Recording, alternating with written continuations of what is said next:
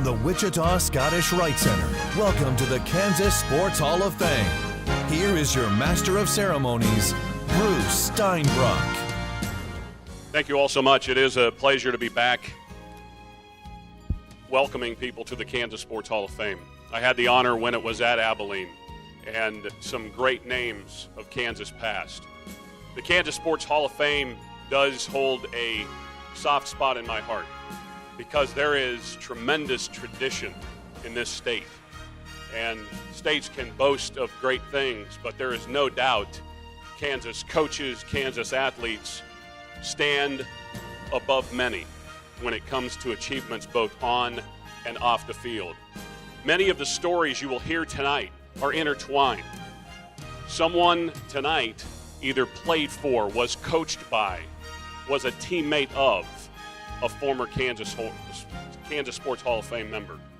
So again, it goes back to the tradition that is being welcomed into this hall. We start tonight off with our first inductee, Dick Sanders. Dick was born in August of 1931 right here in Wichita. He graduated from Wichita North High School in 1949. He was a three-sport star for Wichita North. In fact, led North to state titles in football and baseball his senior year. He went on to play for his hometown, Wichita State University, and graduated from the Shockers in 1960. He played all three sports for Wichita State. That's unheard of in today. You might play two at the Division II level, maybe a track star and a football star or something like that at the Division I level, but to play three sports is unheard of. Shortstop in baseball, quarterback on the football team, and guard on the Shocker basketball team. Played for Ralph Miller, in fact, again, a Kansas Sports Hall of Fame member. He signed with the New York Yankees in 1952. Named National Baseball Congress Tournament All-American 64, 65, 66, and Tournament MVP in 64. He wasn't done, though. He went on to become a collegiate official in the Missouri Valley and the Big 8 conferences. He is already an inductee of the Kansas Ball Hall of Fame, the NBC Hall of Fame, Shocker Athletics Hall of Fame, Kansas Collegiate Officials Hall of Fame, Wichita Sports Hall of Fame, Wichita North Hall of Fame. We can now call him the next member of the Kansas Sports Hall of Fame. Please welcome our first inductee, Dick Sanders.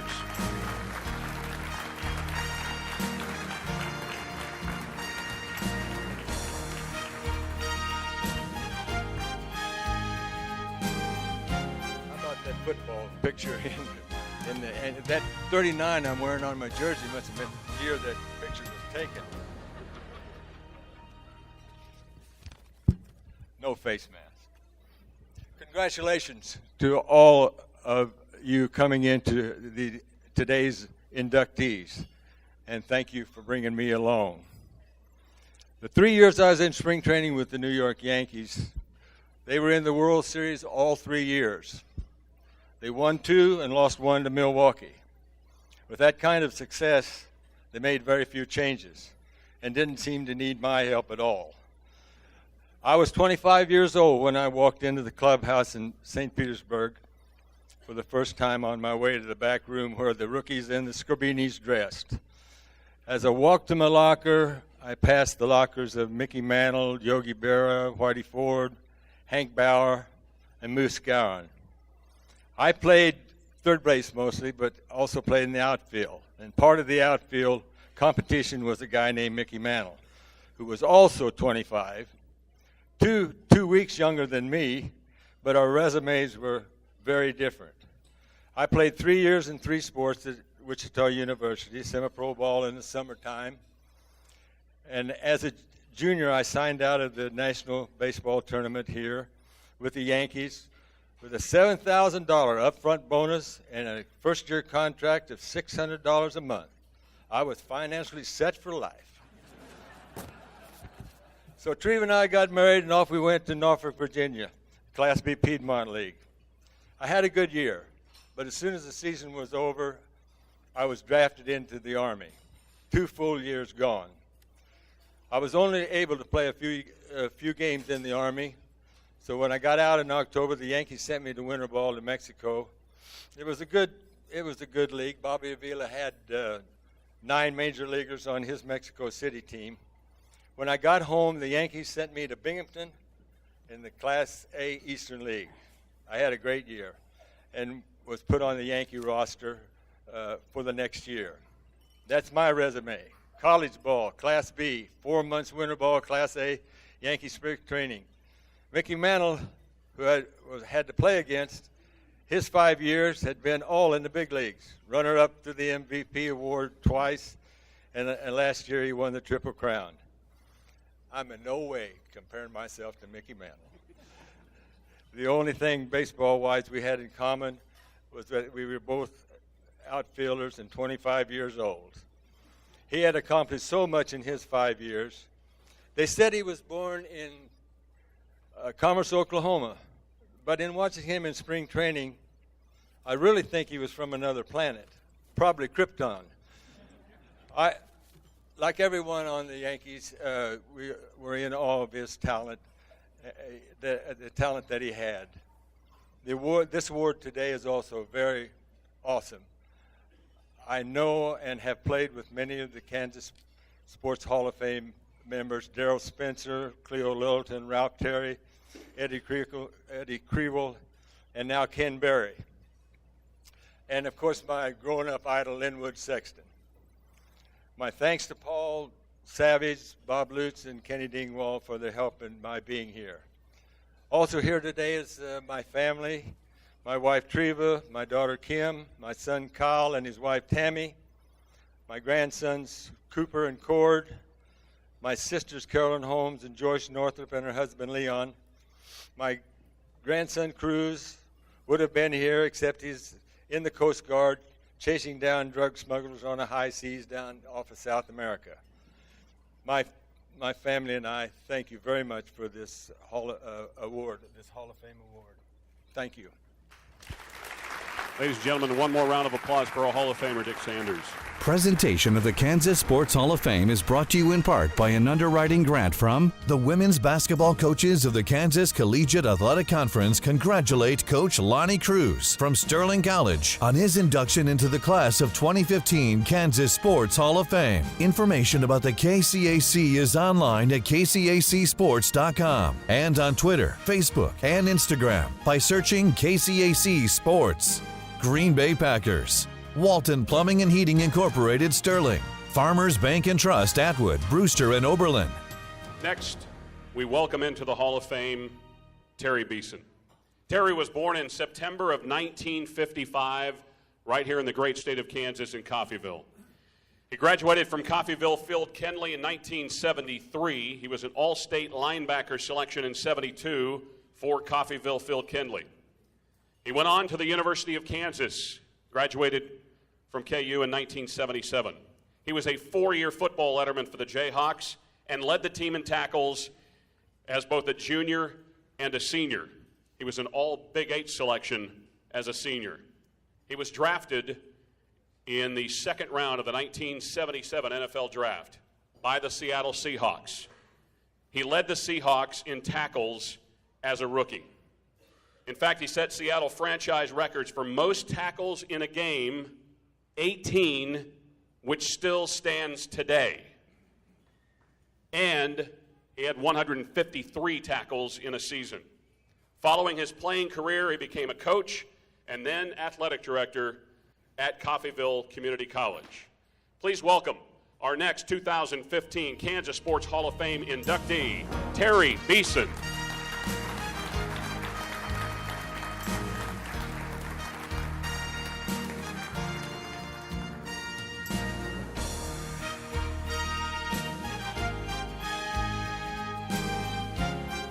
I want to thank the directors of the Kansas Sports Hall of Fame. I know how difficult it is raising funds for a cause. You know, when I went back to Coffeyville in 1986, I started their nonprofit foundation. We started pretty much from scratch, and as these folks do, you got to knock on a lot of doors and break down a few barriers to make a difference. I'm very impressed with the Boathouse.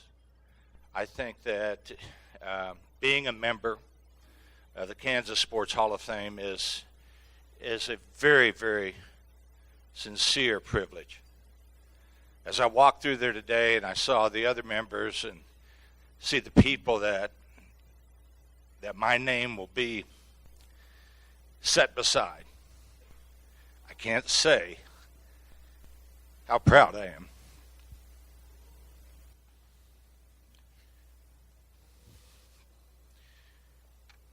Dick Foster started recruiting me in 1970.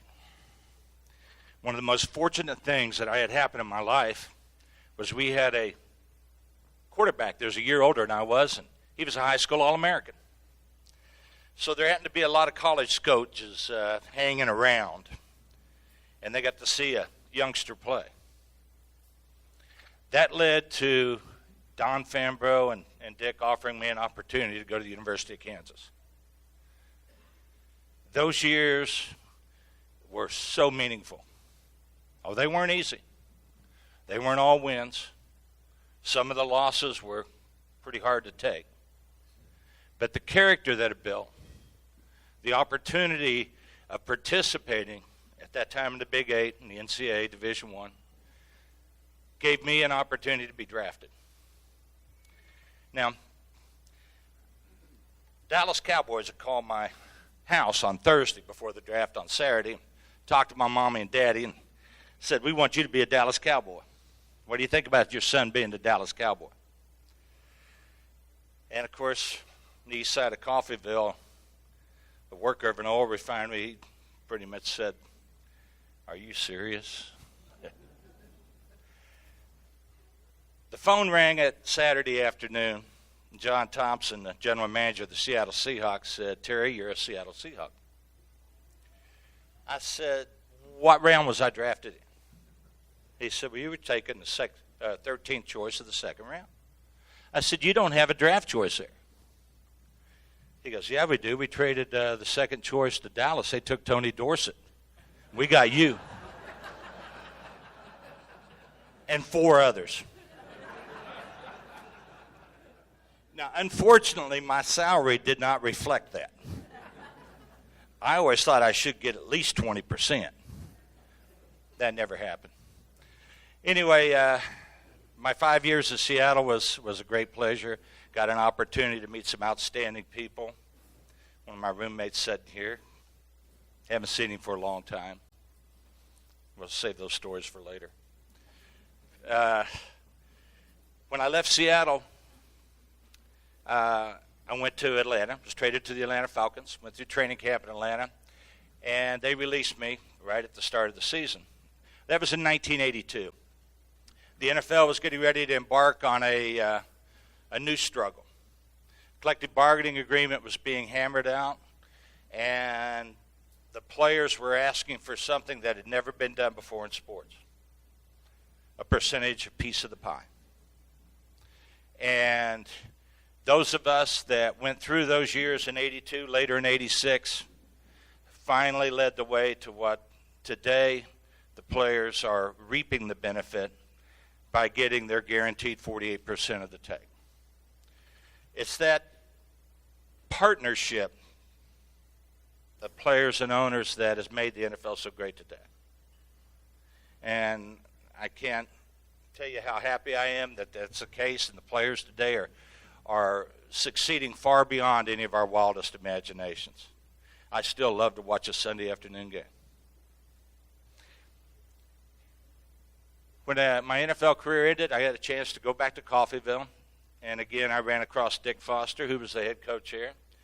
And his defensive coordinator had been a roommate at college. So I got an opportunity to invest some time coaching. Now, those of you that haven't coached, especially under Foster staff, you don't understand. Investing time starts at 6 and usually ends about midnight, 7 days a week. And it got in my blood, and quite honestly, it was a very rich moment.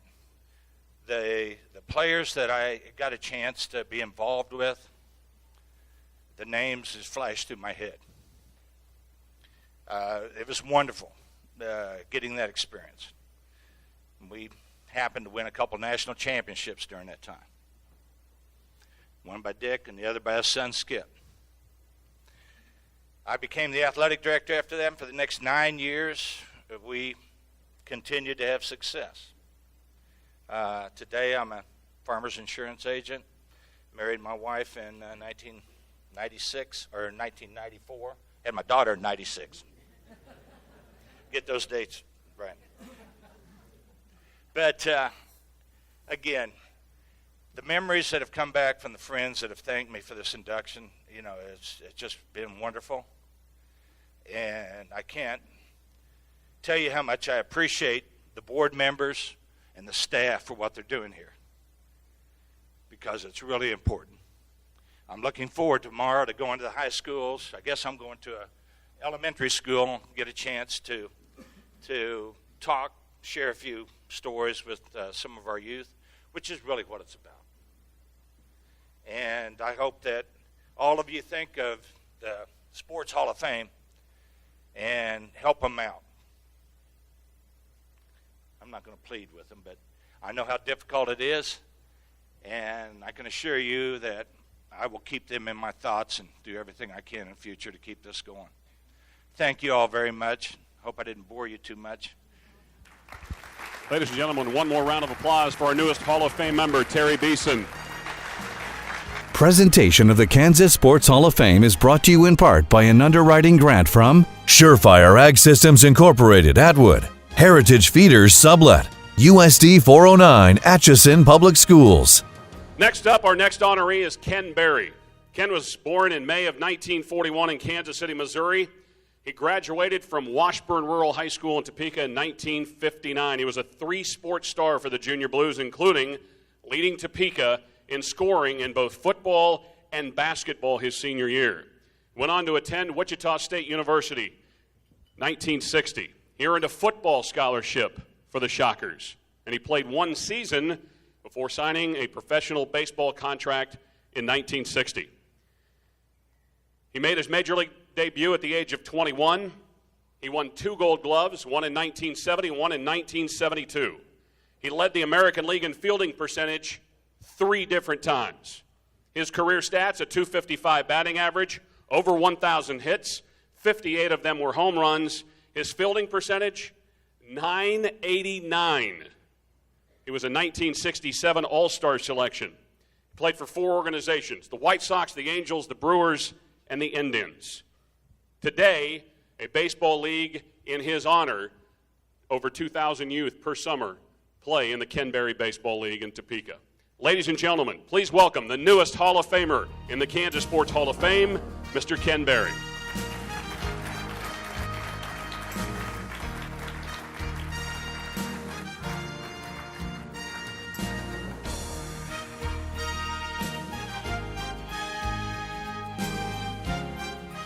Well, on behalf of my family and myself, we're very honored for this award. And there are, of course, quite a few of you that know that I am on the board that votes to induct people. So I was kicked off of the board so that they could vote. And before I left, I gave everybody $20 and wished them well. And it worked. I want to thank everybody, all my friends and family that made the trek here, the long drive from Topeka. And I think that I would try to speak out and echo the things that have been said already. But I'd like to speak with the younger generation about how important it is to enjoy sports, take part in sports. I think probably I learned basically everything that I possibly learned as far as being able to compete, starting with my first baseball game, Cosmopolitan Baseball, right across the street from Gage Park. I was pitching and dove for a ball and hit my chin on the bench. They took me to the hospital and put in 5 or 6 stitches brought me back, and I finished the game. That's how competitive I was. I still compete in high-level sports, Stratego. I play Words with Friends, that's Scrabble. A lot of you out there probably enjoy that. And Sequence, and a few other games with the kids. And my daughter is here. She and her husband, I sucked them into a game of croquet one day, and they accused me of changing the rules halfway through, and they won't play with me again. And our next honoree is Tracy Bungie, who was the KU coach, and my daughter was fortunate enough to play for Tracy a long time ago. So I fell in love with athletics. I just thought that you went from one sport to the next. I didn't think that there was, supposed to be a break, so that's all I did.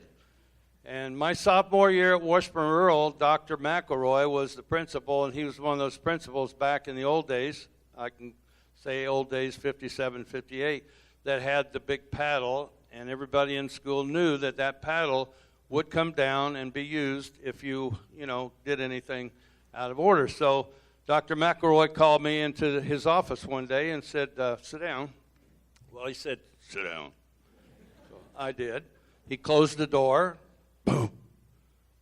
And he said, you're going to Wakarusa.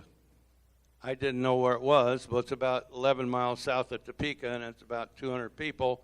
And Aaron Crow, the Royals reliever, was from Wakarusa later on. But Wakarusa was just basically a hole in the wall with a little railroad track that went through there and about maybe 200 people. And he says, you're going down there and you're going to coach their basketball team in the grade school. So I said, okay, whatever you say. So I grabbed a few balls and I went down, I think on Thursday night, Tuesday or Thursday, I can't remember. And I started my coaching career. And I think, looking back after I played baseball and football and all that I was more caught up in playing the game and trying to win. And I accepted the losing, with the winning. I never did get too high or too low. But when I got into coaching, I began to find a niche that I think probably gives me more pleasure than anything in sports. So I had these little kids. They didn't even know what a basketball was. They were in the grade school. There's probably 8 or 9 of them, and they were 5th and 6th graders. So I worked them out and, had to show them basically everything there was about basketball, how to dribble and all those things. And so I got cocky, and I called up Wanamaker Grade School, which had a program. And I thought, you guys want to play a game? Sure, we'll play you. Who are you? And I said, Wakarusa. Have you ever heard of us? Come on, let's go. So after they blitzed us about 40-2, I went back to the drawing board, and we worked for a month. And I called them up again. I said, I think we're ready to play again. They said, are you serious? I said, yeah, let's try it again. We lost 10-8. I was hooked. I was a coach. A sophomore in high school, I started to fall in love with coaching. So I want to jump around a little bit, so pardon me if I get carried away. Jordan, just throw something at me. But I ended up in the White Sox organization as a manager in Double-A. Robin Ventura was my third-place hitter. C.L. Penagar, who resembled Lorenzo Cain or Willie Wilson, was my center fielder. He was my leadoff hitter. And then my second-place hitter was Richie Amaral, had several years in the big leagues with Seattle and the White Sox. And I didn't have a fourth-place hitter. So I made one of my managerial decisions, and I told Craig Graybeck, has anybody heard of Craig Graybeck? Okay, there's one guy out there. Craig Graybeck was my fourth-place hitter. He ended up as my MVP with 87 RBIs. Craig Graybeck came into my office in August at 5'6", 140 pounds. He said, Skip, if I lose another pound, I'm going under 140. I said, Go in there and watch TV. Don't take infield. Don't take batting practice. Just go in there and relax. And do that for the rest of the year. Well, we won the championship, but we call him Gravy. Gravy was our MVP at 5'6" and 140 pounds. It had 87 RBIs. So that was a decision I made because my coaches in high school gave me get outside the box type information. We were playing Osage City, and Bryce Stallard was my basketball coach. Osage City had Gary Marriott, who was 6'5". We had nobody over 6 foot. He was 6'5", with a great shot from 15 to 18 feet, and he'd score 35 to 40 every time we played. So we got our socks off after school. He said, come into the gym. You stand here, you. Okay, now we get the ball. You stand out there and hold it. Because they played a zone. So, okay. So halftime it was 4-2. The end of the game, we had the ball. It was 8-7, and they were ahead. And, of course, I threw one up and missed. We fouled them, got 2 points. So we lost that game 10-7. But I learned that if you're overmatched and you need to try to do something different, there's nothing wrong with that. And then our football coach, we had 2 guys on the line. Beeson, you'll relate to this. We had 2 guys on the line, 119 pounds.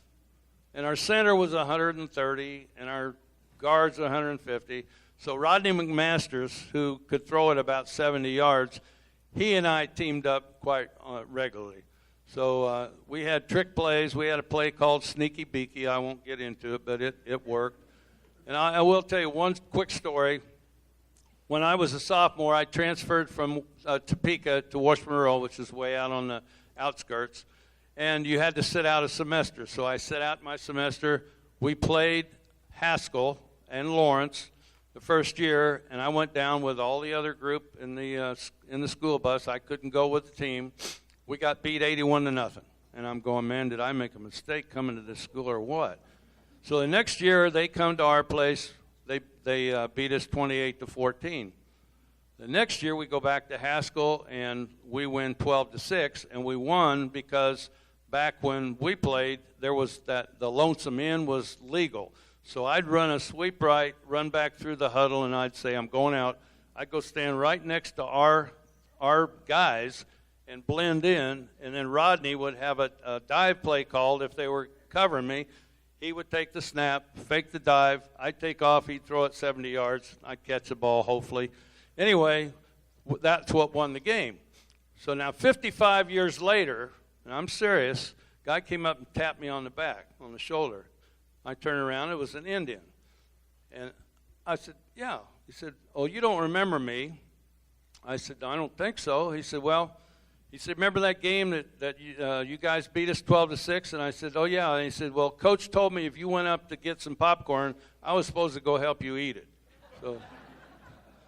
So anyway, I give credit for a lot of my maturity as I got out of sports because playing, you just competed. You competed, and I never gave much thought to, why I was competing. I was just having fun.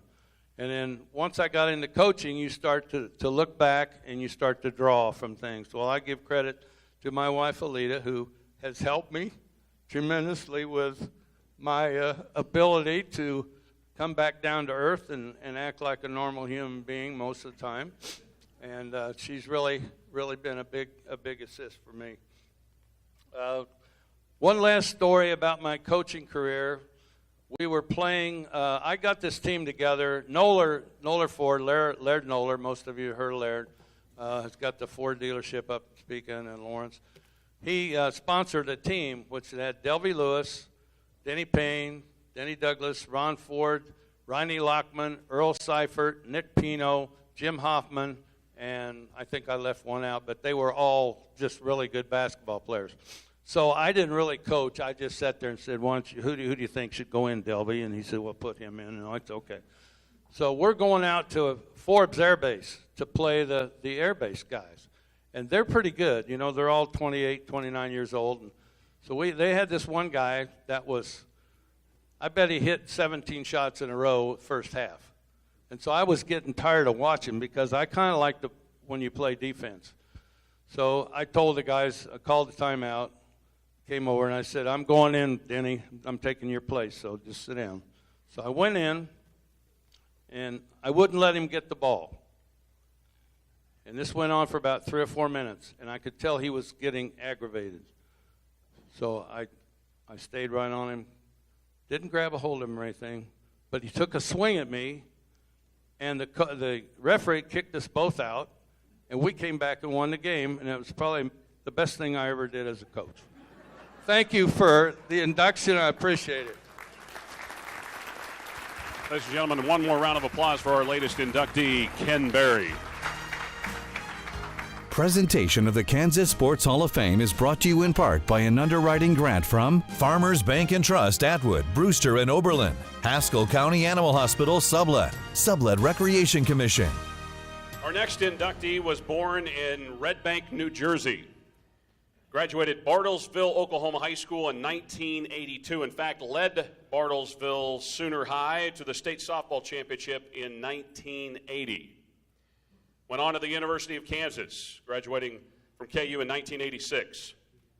She made an immediate impact for KU softball as a freshman, leading the team as a freshman, mind you, in 10 offensive and pitching categories.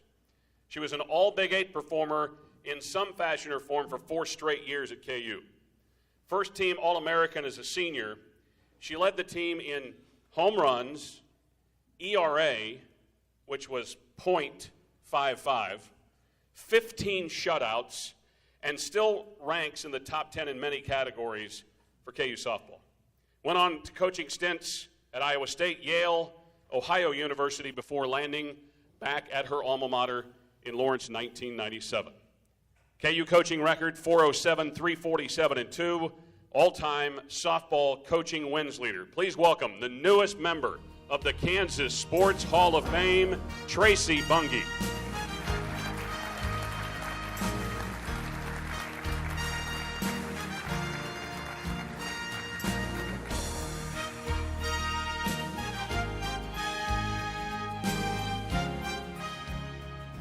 You all should be very, very thankful tonight.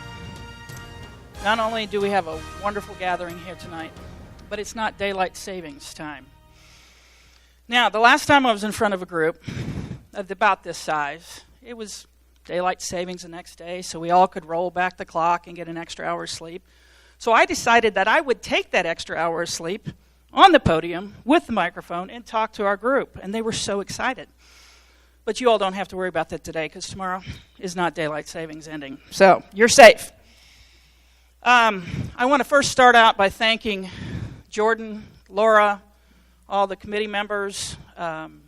This is such a tremendous honor. I was so overwhelmed when Jordan made the phone call to me, and I can't thank you all enough for the recognition. The other honorees to be a part of this group is just spectacular. Listening already to the stories that have been told, I'm amazed that I'm standing here in front of you. I feel so humbled, so thank you. Jim Marchioni and the KU staff, thank you for this nomination. I know that you all brought my name to them. I want to thank you for nominating me. My family who's here, my parents, my sister, my niece, my nephew, thank you so much for being a part of my life, for helping me get here. And to warn you, I am a little bit emotional at times, so if my players had been here, they would tell you that look out because the tears will come. But I want to thank my family because you don't get anywhere without support, and I couldn't have asked for more from all of my family members. I want to thank my high school coaches, my teammates. As you heard, I'm from Bartlesville, Oklahoma. Not a native Kansan, although I do feel like I'm a true Kansan now. And I will always be a Jayhawk. But my high school coach, Carol Green, is here. Thank you for everything you've done for me over the years, Carol. My teammates, I had tremendous teammates growing up, and I was so privileged to be a part of such a special group of young ladies. It's scary to think about the group I grew up with, because there are doctors, there are lawyers, there are women who have gone on to distinction in so many different career choices, and it's just an honor for me to be a part of that group. To my coach, Bob Stanclift at KU, who is here today. Bob, thank you for bringing me to KU. Thank you for everything you did for me for 4 years. You've been a big influence in my life, both as a player and a coach. So thank you, Bob. To my KU teammates, who I don't believe any of them are here, but I had 4 years of great teammates, and I can't thank them enough, because without them, I wouldn't be here. To Carl Brooks, my 8th grade junior high counselor. Who can say that? Carl was a big influence in me getting to KU. So, Carl, thank you for being here, and thank you for being an influence back in those years.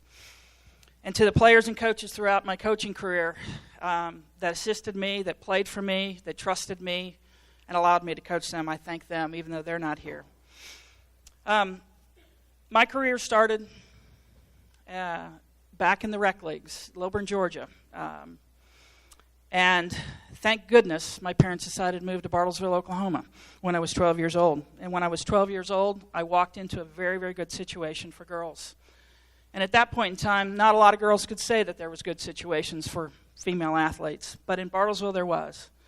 We were privileged to have an organization, a softball organization starting, Bartlesville Blazers. And that, being a part of that organization, was the stepping stone for the rest of my softball career. Those coaches, those players were a big part of my life, and I can't thank them enough for everything they did. After I left Bartlesville, I obviously decided to come to KU thanks to Bob's influence in bringing me to campus.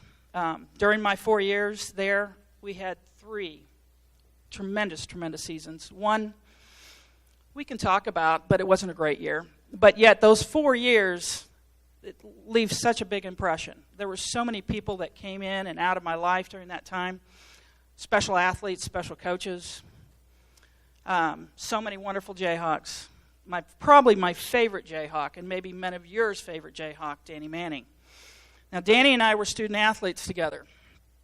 And there is a little bit of size difference between us. I don't know if you all know that.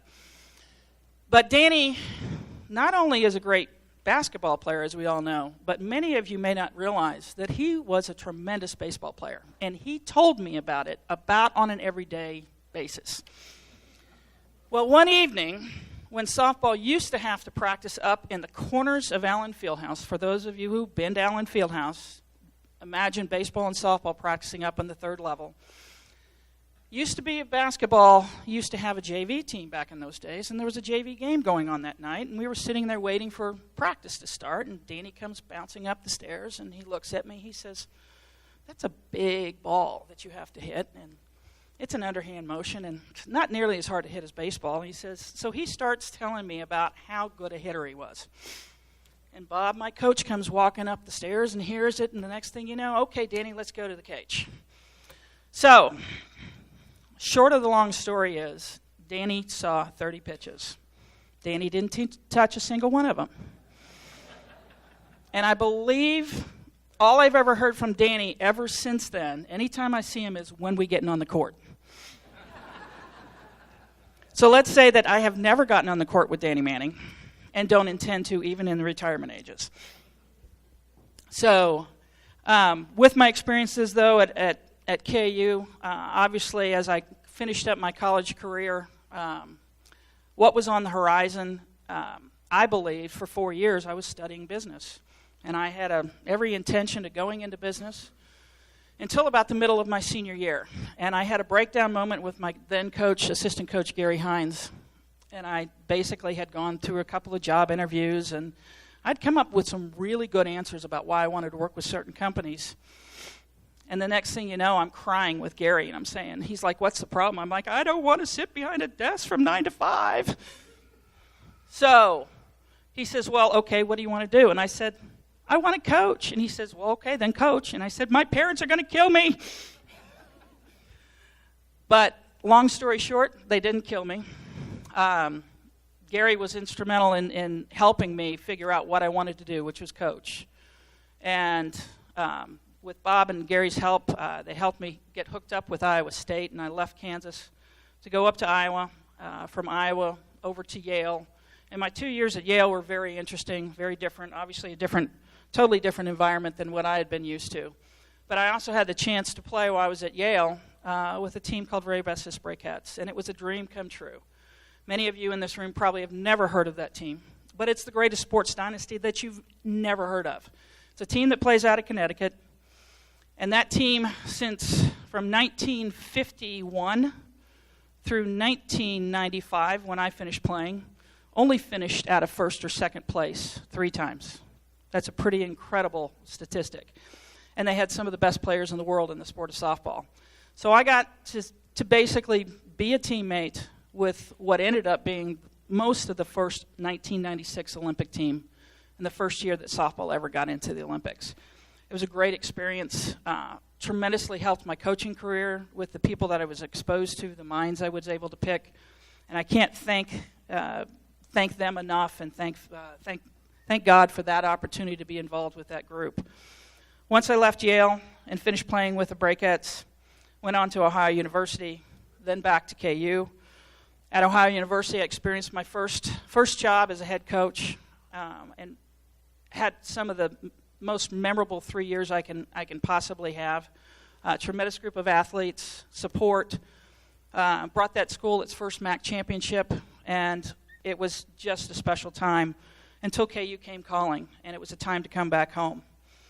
Once at KU, spent 13 years back at the university, and it was just 13 tremendous years, one Big 12 championship, and a very, very, very special time. As you all know, once you're a Jayhawk, you're always a Jayhawk, and that will never, never leave.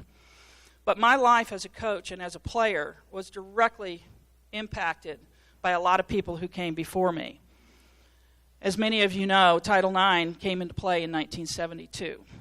Well, women's athletics at the University of Kansas started in the 1968-69 season, when women's athletics had its first varsity team. Actually, teams. But it was an opportunity for those women to compete for their school, and they did it strictly for pride. Those teams back in the 70s had no money. 1972, the budget was $9,000 to run softball, basketball, track and field, volleyball, field hockey, 6 sports, $9,000. Coaches were paid $1,500. That's not a lot, and they did it for the pure love of the game. So all of those women that were a part of that paved the way and made it a better place when I arrived in 1982, and I can't thank them enough. Dr. Sharon Drysdale is here, and she is the former coach during that early 70s period and was instrumental in helping women's athletics at KU, going to battle, going to the state legislature, getting more money for women's athletics. And with the work that she did, women's athletics not only got better at KU, got better at every state institution in this state. Sharon, thank you so much for the work that you did. Really appreciate it.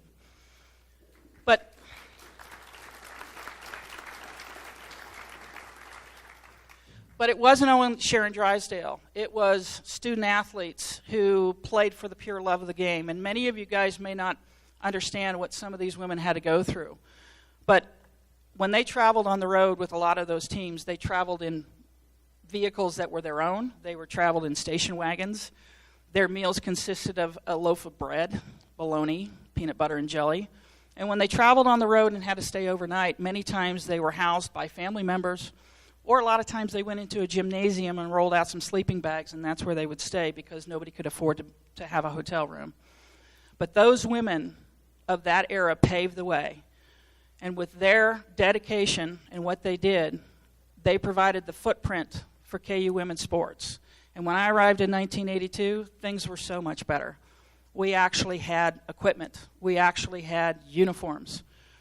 Those teams in the 70s, a lot of the teams all shared one uniform between volleyball, between basketball, and between softball. If you look in that picture that's up here, I kind of crack up. How many times have you seen collars on a softball jersey? But 1982, I arrived, things were better.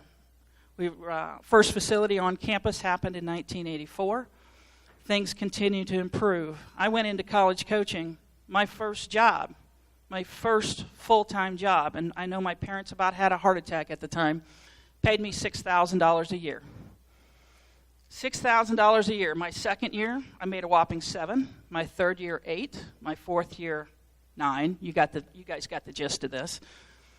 It wasn't until I was 7 years out of college that I made a decent salary and made $35,000 a year. There are so many people in women's sports that have paid the way, though, for this. And I felt so privileged to have been the benefactor of all the people who came before me. Now today, as a female coach, you can make a living. You can make a living not only as a head coach, you can make a living as an assistant coach. And I've been so proud of the fact that I've been a part of this period of time where I got to see women's sports in its infancy, and I get to see women's sports now. And women's sports now, you see softball on television. And I'm sure a lot of you guys, and I know a lot of the women here too, but a lot of you guys actually like softball on television. It's a fun sport. We have softball, we hope, coming back into the Olympics in 2020. And I'm hoping in some way I can still be a part of that. Because after I left KU, my coaching career didn't end.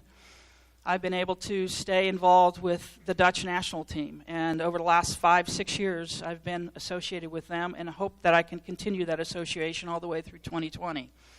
So I hope in 2020 you'll see me in the Olympics. So stay tuned. But once again, I want to thank the Hall of Fame committee. I want to thank you all. I want to thank my family, my coaches, my teammates, everyone involved in my life and my career, because no one gets here by yourself. And there's so many special people, mentors along the way, and I can't thank you all enough for allowing me to have the microphone for this long, for listening, and for this tremendous honor. Thank you very much. Ladies and gentlemen, one more round of applause for our latest Kansas Sports Hall of Fame inductee, Tracy Bunge. Presentation of the Kansas Sports Hall of Fame is brought to you in part by an underwriting grant from Surefire Ag Systems Incorporated, Atwood, Green Bay Packers, First Bank Sterling. Our next inductee was born in St. Louis in March of 1956. Graduated from Chase High School in 1974 and went on to star at Kansas State in 1981. He was a walk-on for the Wildcats. He was an academic and athletic All-Big 8 performer as a tight end for K-State in 1977. He signed with the Green Bay Packers in 1978 as an undrafted free agent. He went on to become a 3-time Pro Bowler, 1982, 1983, 1984. Career totals, 4,340 receiving yards, and that was a time when it wasn't in vogue to throw to the tight end, as it is today. 339 career receptions, 42 touchdowns. He played for the Packers, Chiefs, and one of my favorite teams, the Vikings. Inductee in the Kansas High School Activities Association Hall of Fame, the Green Bay Packers Hall of Fame, the Kansas Shrine Bowl Hall of Fame, and now we welcome him to the Kansas Sports Hall of Fame, the newest inductee, Paul Kaufman.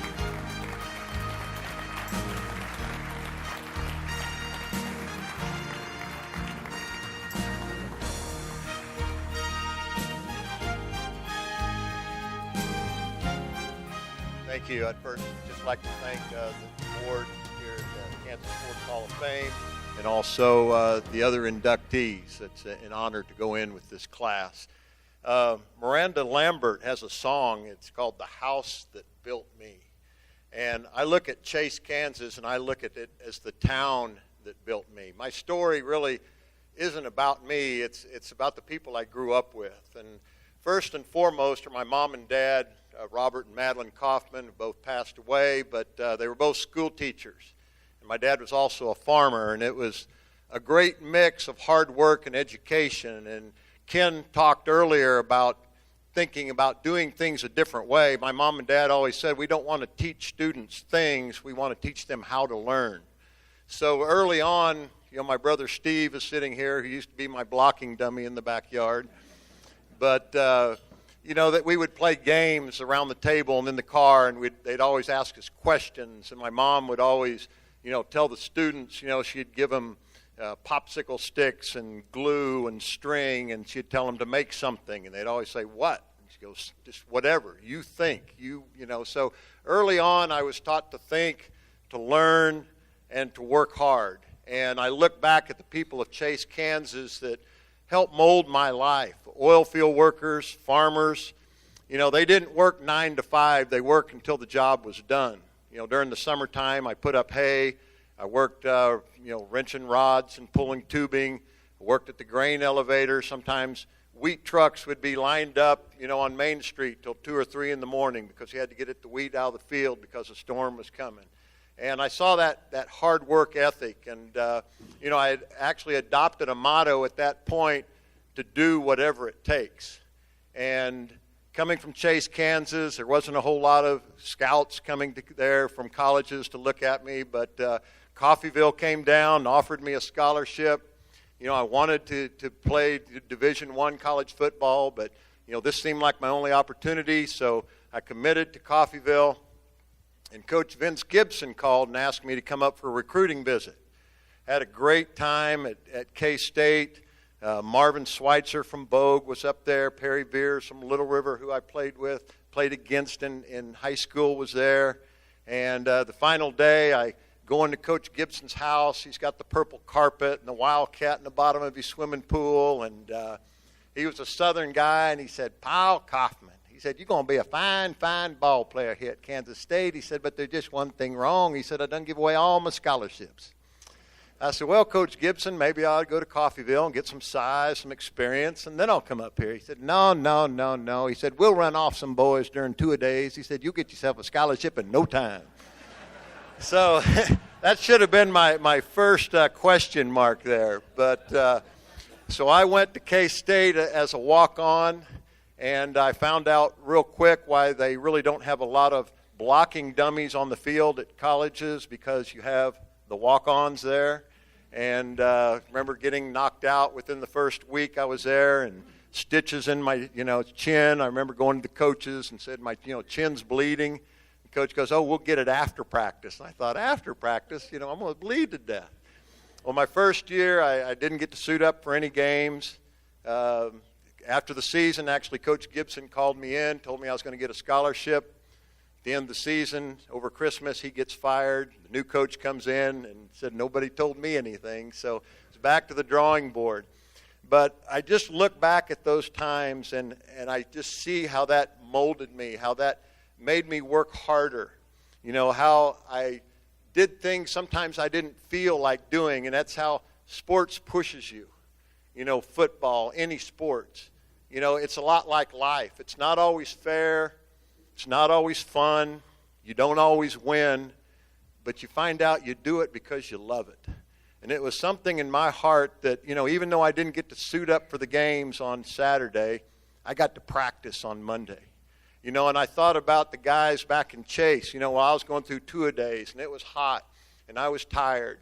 And I thought about the oil field workers and the farmers that, they couldn't say it was too hot or it was too cold. They had to go to work each and every day. I look at Mike and Mark Bell and Gary Spaney, during the summertime when we would, before they had off-season programs, when we were working out, trying to get in shape, and it would be 100 degrees and we'd be up on the track running quarters. These are the guys, that were along with me part of my way, my school teachers, my coaches in junior high and in high school, people who poured into my life. So, I look at this honor as not just me, but, as the people that helped me along the way, the people that were there. And, I think football's kind of taken a hit lately, and a lot of negative things said about it.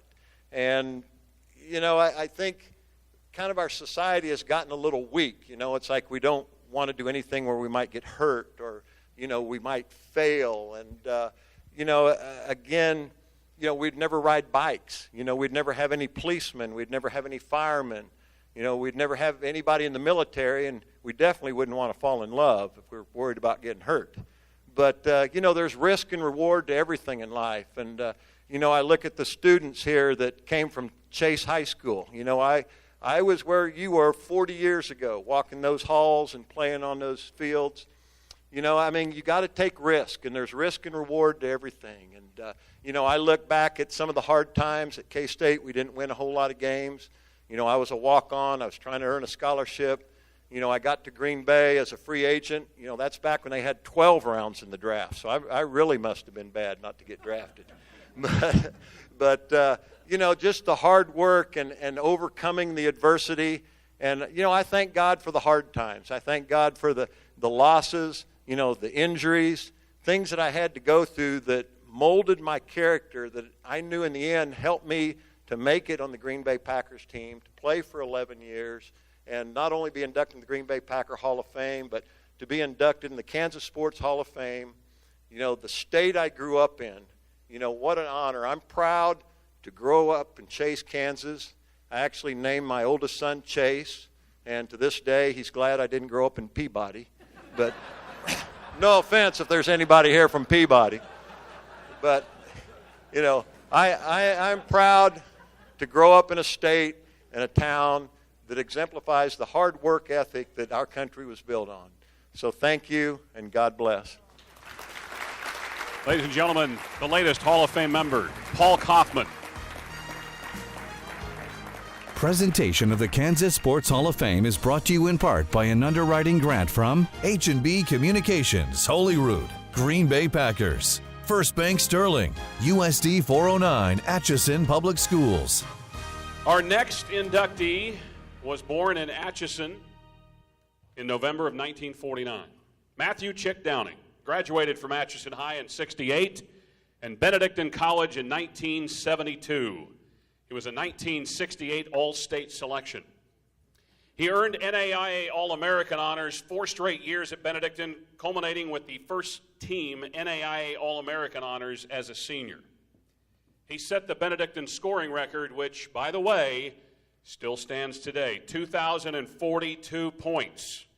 And he was a 1972 NBA draftee of the New York Knicks. As a coach, Chick Downing guided Atchison High to 10 state tournament appearances in 17 years. And I can tell you, I saw him storm the sidelines of the Salina Bicentennial Center so many times, and the red-clad Atchison fans fired up to watch his teams play. He won 4 state championships. He was named the Kansas Basketball Coaches Association Coach of the Year in '85 and '88. On a side note, he was named USSSA Slow Pitch Softball Player of the Year in 1979, still proving he could get it done. Please welcome the newest Hall of Fame member to the Kansas Sports Hall of Fame, Matthew Chick Downing.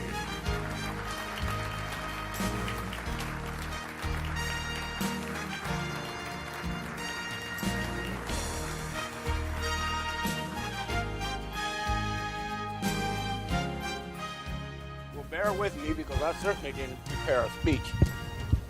So I came up here and I see this picture over here and it reminds me because one of my friends came to the house yesterday and he says, well, you got that suit and tie out ready? I said, man, I don't own a tie. I threw all my suit coats away when I quit teaching. And I just don't. My principal called me in one day because he says, Coach, I think you need to wear a tie to the game. I said, I don't feel comfortable in a tie. And I don't see how that helps my coaching. And he says, well, I really think you ought to try it. All right. My oldest son was playing that year. And we were playing, and we were supposed to be beating this team, but we weren't beating them. So about the middle of the second quarter, I got up and I took my suit jacket off and I wrapped it around the chair. We came back third quarter, and we're still behind. And we made some stupid play with one of our kids. I grabbed that tie and wrinkled it and threw about 9 rows deep into the stands. And we came back and won the game. I can remember that our center went and got the tie and brought it back and said, you can put this back on now, Coach. And I said, so I get a call into the principal office the next day, which I knew was coming. And he says, Coach Downey? I said, yes, sir. He says, you can forget about wearing a tie. I said, thank you. So I want to thank all of you for, this is a great honor. And like all the coaches will tell you, the only reason why we're up here is because we had good kids. You know, and I was fortunate enough to coach at home. And the newspaper called me the other day. And in fact, he called me during Young and the Restless. I said, this guy must not have a clue. So he asked me, do I have time? I said, well, I guess I can watch it at 6 o'clock. And so we were talking, and he asked me, and I said, well, the biggest thrill I had was that I got to coach at home. And he said, well, isn't that difficult? I said, no, because, I went to school with the parents, and the kids knew they couldn't get away with nothing because I may be playing dominoes with their dad later, and they knew they couldn't get away with anything. So it was a great deal of fun, and I enjoyed going to school there at BC with Coach Nolan, and like Coach Nolan said, he really didn't have to recruit me. He knew that's where I was going when I came out of high school. But I remember after my freshman year in college, I took up softball. It's a great sport. And the guy from the paper asked me, he said, well, why do you like it? I said, well, there's no training. We run no low laps. We run nothing. All we do is drink beer and eat chicken. What more could you ask for out of a sport? And so after my first year, I played what we at that time was big-time softball. When I graduated, when I went out of school in freshman year, I weighed 215 pounds. And I came back for my sophomore year, I weighed 252 pounds. And my best coach Nolan says, don't even come in the gym. So I didn't see anything but the golf course for like the first month running heels. But I enjoyed softball, and I still do today. I got fortunate enough to get drafted by the New York Knicks, which I hate New York. I told them people, y'all got more cabs than we got people. I never seen so many of those yellow things. And so all I can remember is after we got through the rookie camp and the veterans come in, all I could think of is don't step on Earl Monroe's foot and don't kick Willis Reed in the knee. That's all I could think of. And so we're having a little scrimmage, and I'm guarding Dave DeBuscher. Well, I'm attempting to guard Dave DeBuscher. And he gets the ball, and I get up on him. He says, Rook, you're too close. And he gives me a little fake, and he goes in and he shoots a layup. I said, okay. So we come back a couple more times down the floor, and I'm on him. He says, oh, you're too far off, Rook. And he raises up and shoots a jump shot. I said, okay. So we come down about 3 or 4 more possessions later, and he starts to say something. I said, just shut up and do whatever the hell you're going to do. Because I knew right then I had no chance of holding him. But, I want to thank everyone, and I'll give a special thanks to my children because they put up with me for years. And I can remember one time I got beat, which didn't happen a lot, but we did get beat, and the guy from the newspaper was talking to me, and he says, well, what's going to happen? I said, well, I'll go home and watch the film, but first thing when I go in the house, the first thing I'm going to do is kick the dog. And I say it jokingly, and so I go home, and my wife comes, and I said, well, where's the boys? She said, they ain't coming up here. He said, why? I said, we don't have a dog. I said, well, that's probably the wise thing for them to do. But I really enjoyed coaching the kids, and, I tell everybody all the time that, they say, well, you had some success. I say, yeah, I did. But if you go up, we have in our school what we call a wall of fame. And you look up there, and there's, 12, 13 kids that made it. I mean, they were all state. You have to be all state to get up on the wall. I said, if I didn't win as many games as I did, they should turn my picture around backwards because I had a lot of talent. And was fortunate enough to coach at home, and I wouldn't have it any other way. I wouldn't have done it over. I really had an ideal position because I'm coaching 9 months out of a year or teaching, and the other 3 months I'm playing softball. I said, well, what more could you ask for? If all you had to do was learn how to live on a teacher's salary, then you could make it. Because I told him that's one of the biggest reasons I took the job. I said, wait a minute.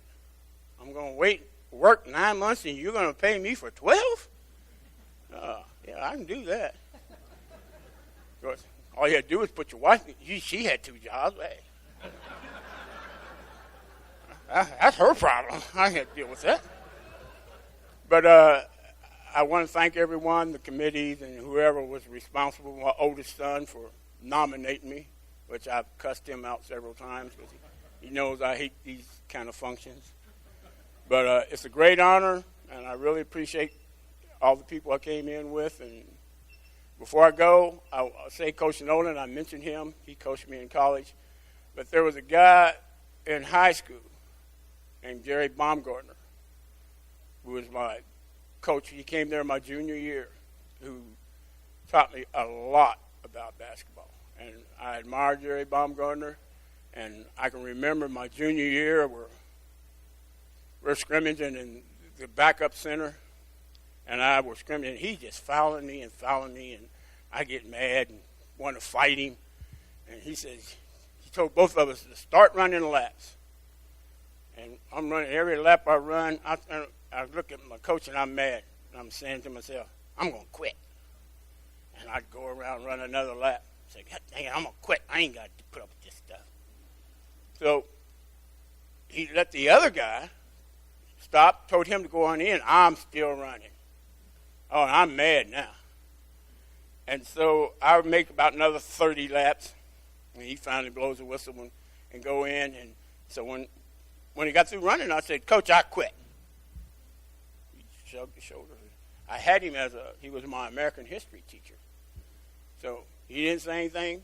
So I went to class tomorrow, so he'll be asking me to come back tomorrow, when I get to class. He never said a word. So I came up after I went on to practice like he knew I was. And he asked me, and I asked him, I said, well, why didn't you say that when I told you I was going to quit? He said, I know you wasn't going to quit. If you was going to quit, why'd you run the laps? You had a good point. So I want to thank all of you. And again, special thanks to all my family and friends who were here. And I had no idea about this coming on, but I am very honored to be here. Thank you. Ladies and gentlemen, another round of applause for our latest inductee, Matthew Chick Downing. Our next inductee was born in February of 1965 in Milwaukee, Wisconsin. Graduated from Brookville, Wisconsin High in 1984 and Kansas State in 1988. He's an 11-time All-American in long jump and triple jump for Kansas State, 7 indoor and 4 outdoor championships. 3-time NCAA champion and the 1986 indoor long jump champion. 1988 indoor triple jump champion, 1986 outdoor triple jump champion. In 96, he was the Olympic gold medalist in the triple jump. Set the American and Olympic triple jump record of 59 feet, 4 inches in 1996. Kenny Harrison is our latest inductee. And unfortunately, Kenny could not join us this evening due to some travel difficulties, and we are sorry that he could be not here to accept this award.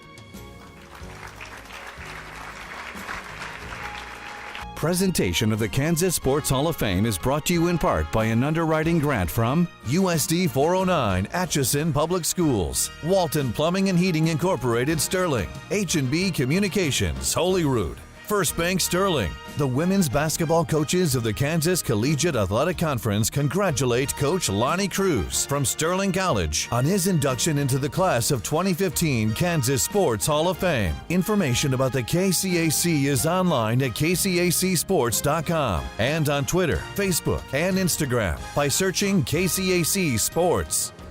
Next up is Lonnie Cruz. December of 1948, Lonnie was born in Ellsworth. Graduated Holyrood High in 1967. Sterling College in 1971. Wichita State, he got his master's in 1974. He's the winningest collegiate women's basketball coach in Kansas history. He set the Sterling College scoring record while a player. Guided Sterling College to 16 NAIA national tournaments in 30 years. Sterling won 12 KCAC conference titles. Coached 18 NAIA All-Americans, 121 KCAC honor athletes, 42 Daktronics Scholar athletes. Career coaching record, it's 74.3%, 706 and 244. He is the namesake of an award that he won a dozen times, the KCAC Coach of the Year. It's now the Lonnie Cruz KCAC Coach of the Year because he won it so often. The court at Sterling College is named in his honor. Ladies and gentlemen, please welcome the next member of the Kansas Sports Hall of Fame, Lonnie Cruz.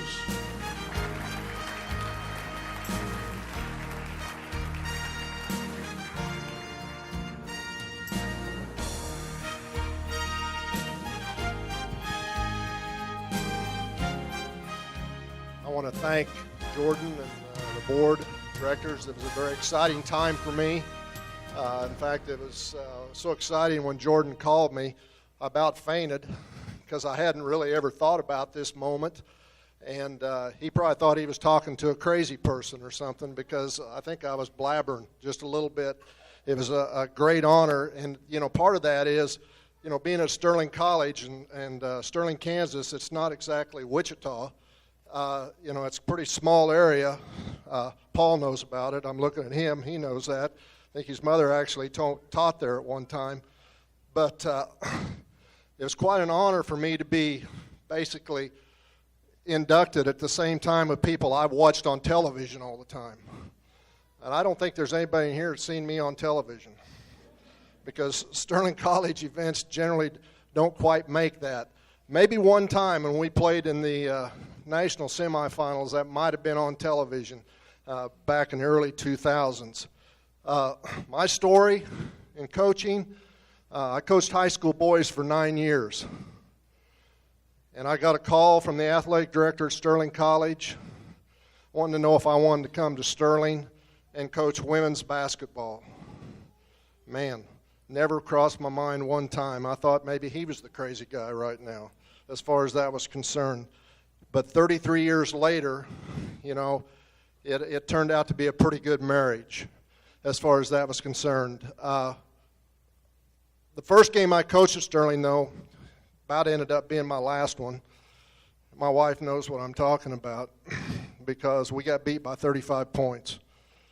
I came home and I said, what on earth did I get involved in here as far as that whole scenario is concerned? But what we did is go back to work and get after things, and about 2 weeks later, we beat the 4th-ranked team in the nation. And that was probably a stepping stone that started everything going in the right direction as far as that was concerned.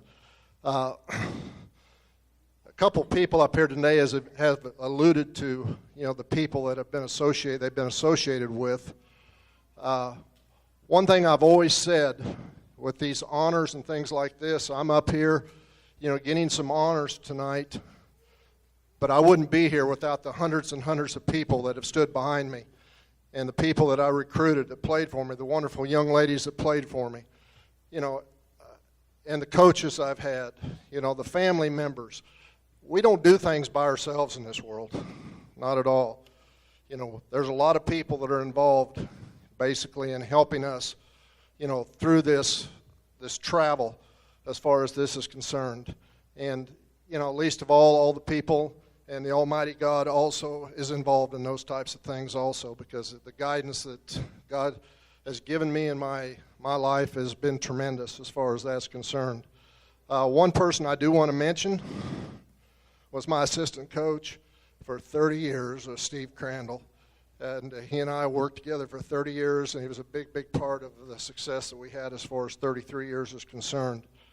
One of the neat things about what I did at Sterling, that I don't think too many people have the opportunity to do that as far as coaches are concerned. I coached all 4 of my daughters, and they're all sitting right over here, back here behind the pedestal and things. I had a daughter on my basketball team from 1990 to 2003 for 13 straight years, and I had a lot of people, you know, make comments about it. How was that? You know, I bet that, you know, maybe some negative comments. There was nothing negative about it. You know, I loved every minute of it. And then to top that off, besides that, I had 3 nieces that played for me. They're all sitting right there at that table right over there. So I had a daughter or a niece on my team for 19 straight years. And it was amazing. It was an amazing thing. And I have to give my sister credit. She's sitting right there in the green. She was a great athlete, and I can relate to some of the things, and she can relate to the things that Tracy talked about, because she was an athlete at Sterling College in the middle 70s when they played with pull-over pennies. They had to play in a gym that was about ready to fall down, And I remember going and watching her play because she was a freshman when I was a senior, but she started basically, or helped start basically what accumulated to the things that we did at Sterling College. Obviously, I want to thank my family. They've been a big part of this. We have 23 members in my family, and every one of them are here tonight. There's 13 grandkids sitting around here, and my 4 daughters and son-in-laws and my wife are all here tonight supporting us as they did in all these games. One thing I want to say about my wife is there was a period of time with those 4 daughters that we had 2 of them playing in college, 1 of them on a high school team, and 1 of them on a junior high team. Now, try to imagine that and how many meals we had at home that year. I'll guarantee you she didn't miss a game. I missed some games because we have one gym at Sterling and you had all these sports going on. So, I was probably practicing sometimes when my daughters were out participating. But at the same time, my wife was the pillar that held that all together as far as families, and she's sitting right down here in front here. And I want to thank her for everything that she's done as far as our family is concerned. I want to thank my mom and dad. They're no longer with us anymore. My mom was our biggest supporter. She was the grandma to every player I had on my team. She lived on a farm at a little place called Lorain, Kansas. Not too many of you probably know where that is. Once again, Paul's one of them that does, because we grew up about, 15 miles apart from each other. I'm older than he is, though. We had weenie roasts out the farm every year. The girls would stay at the farm and have sleepovers with a 75-year-old, 80-year-old lady. Can you imagine that? She loved those girls, and she loved the team. I want to thank Sterling College. It's a very, very special place. Special environment. We're a family. I want to thank my Sterling College family who's sitting over here at this table that have been very, very important to me and a big part of my life, and they continue to be a big part of my life and very important to me. The community of Sterling is special. My family and I and my wife have been in Sterling for 33 years for a reason, because Sterling College is a special place that breeds special people, and the community of Sterling is outstanding.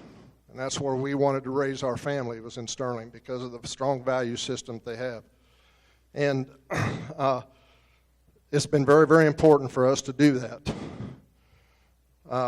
I want to thank also an individual sitting over here, because I know he played a part in all this tonight, is Scott Crawford, the commissioner of the Kansas Collegiate Athletic Conference, and he has done tremendous things for the Kansas Conference. As you all know, it's a network of 10 colleges growing to 12 colleges in the next year or two, and that's partially responsible to Scott. But it plays a very important role in the state of Kansas as far as athletics are concerned, giving individuals an opportunity to participate that cannot participate at a higher level as far as D1 is concerned. Those athletes at the NEI level do exactly the same things that D1 athletes do. They may be 20 pounds lighter and 2 inches shorter, but they do a lot of the very same things, and they work their tails off just like the people do it at D1.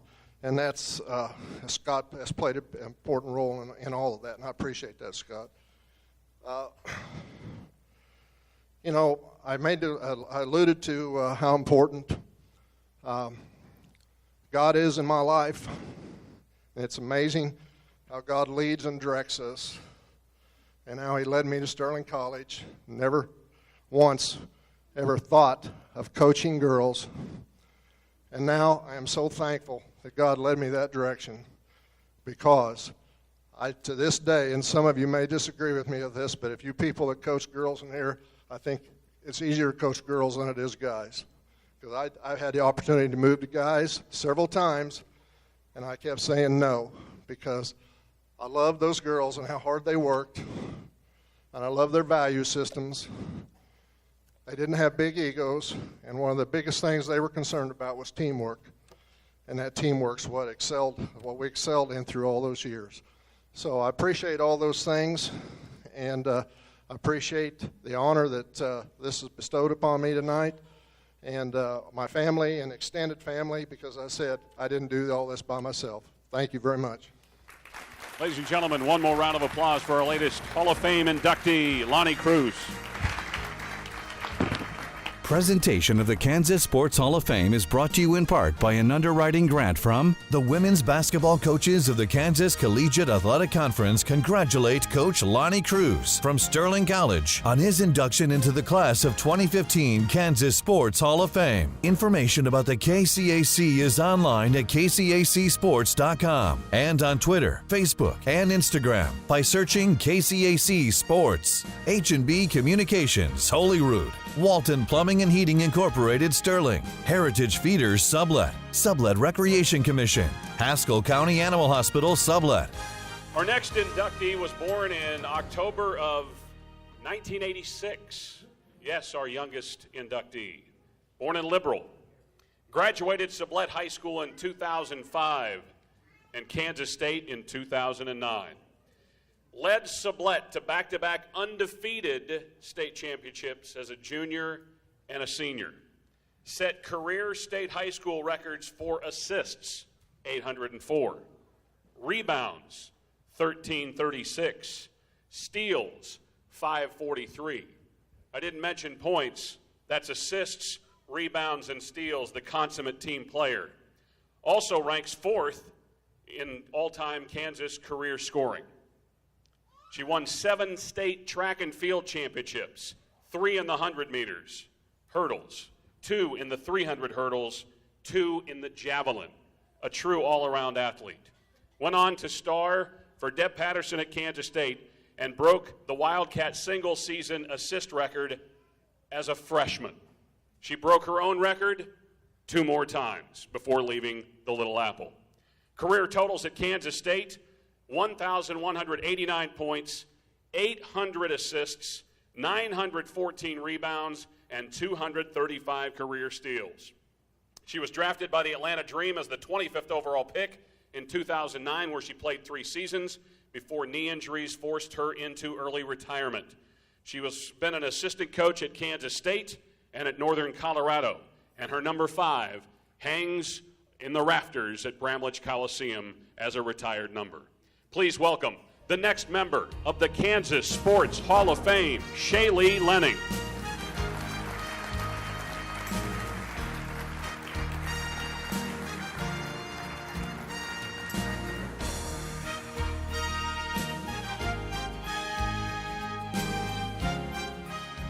Wow, what an honor it is to be here with you all today. I don't normally write out speeches. Typically, I just kind of talk impromptu, but this is just such an incredible honor for me to be here today, be inducted into the Hall of Fame with such incredible athletes. As I sat here and was like, what am I going to talk about? Because these people that are being inducted have such wisdom and insight and stories, and I hardly feel as if I even compare to any of the things that they've brought to the table. And so I decided I was just going to kind of talk about some recent reflections of my life and share those with you. And it was cool because a few years ago I got to be here for Nicole Oldie, another former Kansas State great, her Hall of Fame induction ceremony. And I remember taking in that night and thinking, wow, what an incredible honor and what a great thing we here in Kansas have with this Sports Hall of Fame.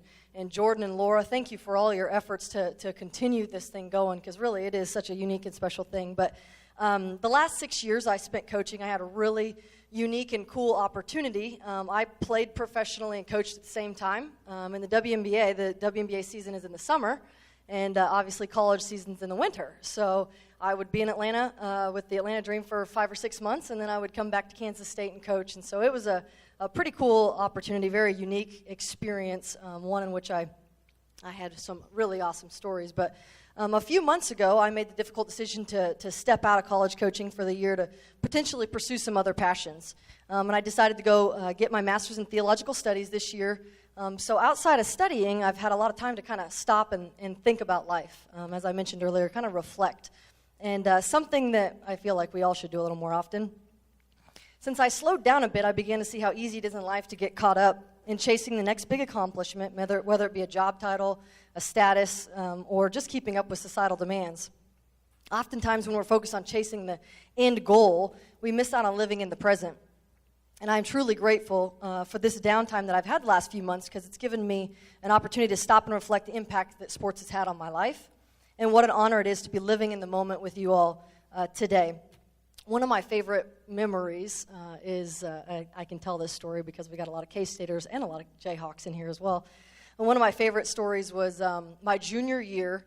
It's kind of interesting to me. I was actually recruited by Kansas and almost nearly became a Jayhawk. Most people don't really even know that story. Told my parents one day I'm going to be a Jayhawk, going to give it a few days, think about it, and then I'll make my final decision. And about 3 days later, I went in and said, nope, changed my mind, I'm going to be a Wildcat. So I became a Wildcat, but my junior year, we got to play in the Big 12 championship game. Well, let me go back. We go to KU, last game of the regular season, and we're playing at KU's home court. And if we win this game, we're outright Big 12 champs. If we lose this game, then we share the title with Texas. And so for me as a Kansas player, that was a really big moment for me. Not only did I want to win that championship, but it was pretty cool to be able to play on KU's home court. And I don't know if anybody was at that game, but we had so many K-State fans there. They used to call it Bramlage East. It was awesome. And when KU ran out, they got booed on their home court.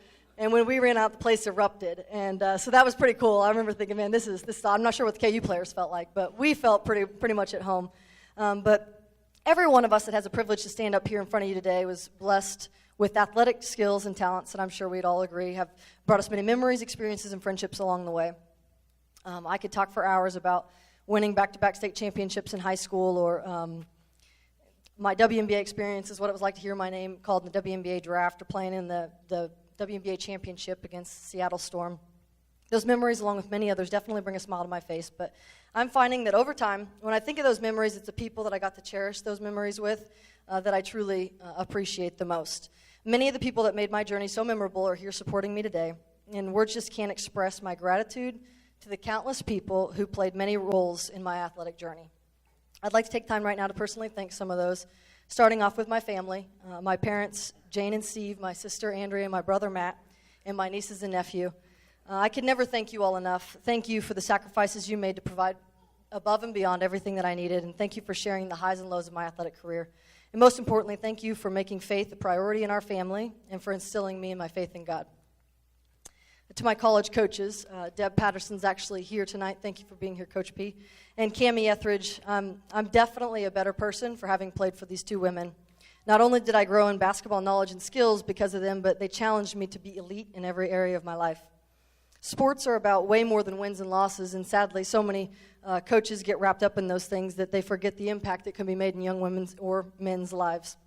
I'm forever grateful for the opportunity to be mentored by these two women, and Coach Patterson and Coach Etheridge, I consider you family now, and I can hope that I someday have the opportunity to impact young women's lives the way that they've impacted mine.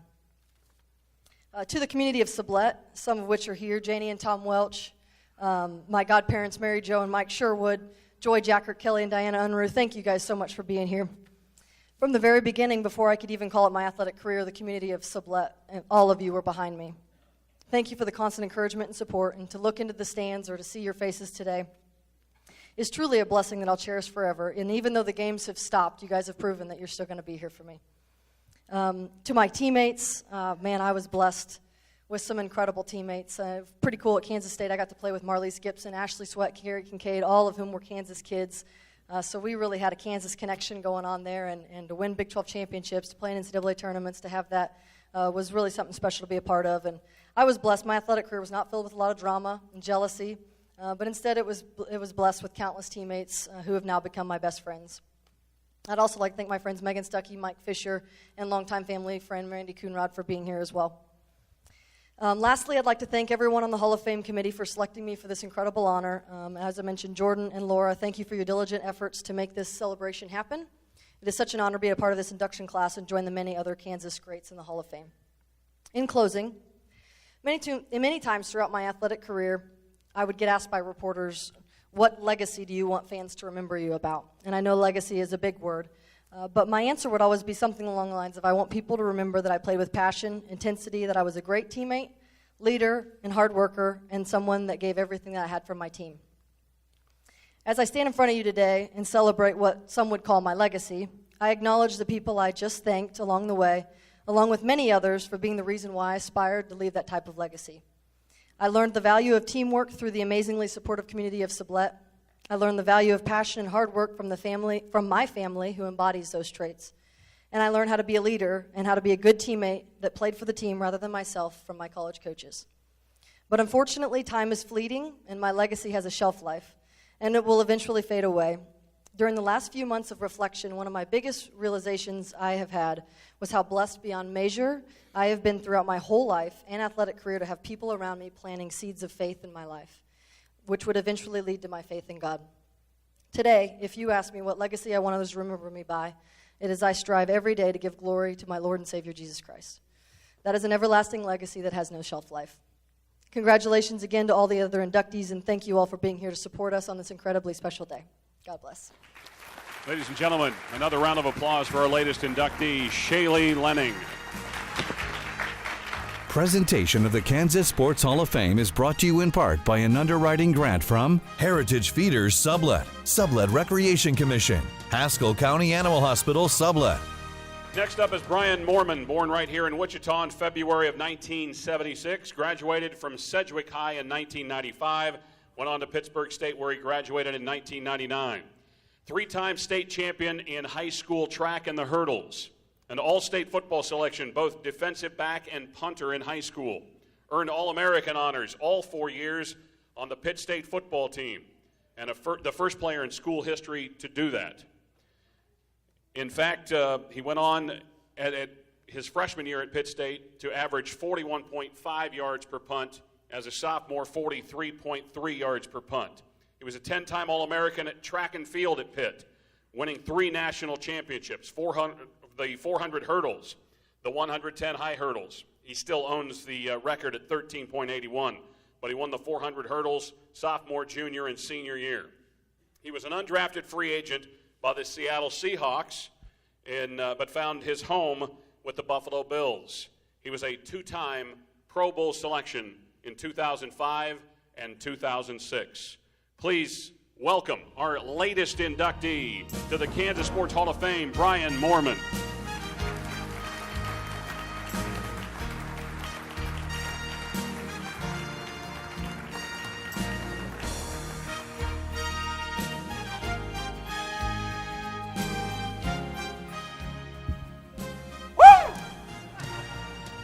I've been saving that since he called me. Oh, it's good to be here. I'm really honored to be here. It was August 1989. I was standing in the practice field, and it was hot. Everybody knows how hot it is in Kansas in August, and the ground was hard, and it was cracked because there was no rain, and I was sweating. My jersey was all drenched, and sweat rolling down my face. And Coach Ralston blew his whistle, that short chirp. You guys remember that? Suicides, up-downs, barrel rolls. I thought I was going to die. I was in the 8th grade.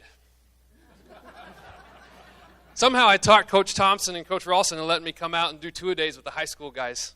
I just wanted to go out and impress the coaches because I was going to play for them here in another year. I wanted to impress the guys that I was looking up to, the juniors and the seniors. And the only way I could get through it was picture myself in an NFL uniform. Every time the whistle would blow, I'd say, oh, I'm going to run a touchdown. Next time, I'm throwing a touchdown. Next time, I'm running around the end. And, so naturally, 4 years of that, going through all those two-a-days with you guys. When the colleges came calling, I signed a track scholarship. Makes sense, right? So, obviously, your path can take a different way, and you can still end up back where you once wanted to be. And my dream was to play in the NFL. But lucky me, I got to run track and field, and I loved that, every minute of it. And I couldn't do that and I couldn't be here tonight without support from so many different people. And I want to take that time right now to thank those people in first person, my wife. I called her on the phone my second training camp in Seattle, and I said, honey, I'm done. I think that it's time that I use my degree. I'm going to teach. I'm going to support the family. And we had just gotten married. And she said, no, you're not. you have never quit on anything before, and those coaches don't know what they're talking about, and you're going to be able to do this. And so I came home because I got released, and I substitute taught while she went to work and supported us, and I got one single workout. But luckily, my coach from Berlin brought me back, and I was able to play one more year in NFL Europe, and I ended up in Buffalo and found a home. So, thank you.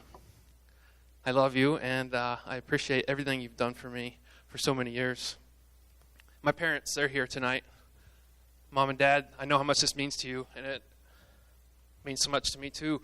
The hundreds of thousands of miles that you've driven coming to games and trading in a car and put another 100,000 miles on it or whatever else and flying to games. And I couldn't be here without your support, and thank you. I love you, and I appreciate everything you've done for me my whole life. My rest of my family, my sister, my cousins, my aunts, everybody, you can't do it without family. And I love every one of them. My teammates, what can I say about my teammates? I got many of them here tonight. High school teammates, college teammates. I've had great teammates throughout the NFL. And, there was a game we played against Norwich my junior year. We didn't have any chance whatsoever of beating them. And yet we still came down to the end of the game, and we did have a chance. We were tied. It was about probably 3 seconds left. I'd like to tell you it was a 65-yard field goal that I was going to try, but I think it was more like 34. Coach trotted me out there. I kicked it, and I think it landed about 3 yards deep in the end zone and left. And he's standing in the locker room. He said, "Boys, we came up a little bit short." And I said, "Yes, short and to the left." And all the guys keep giving me a hard time about that years later, but the support I got from that, guys, I still use even later in life and throughout my whole career. I may not have ever kicked another ball if you guys didn't support me that day, because I know how much that game meant to us all, and yet you always continue to support me.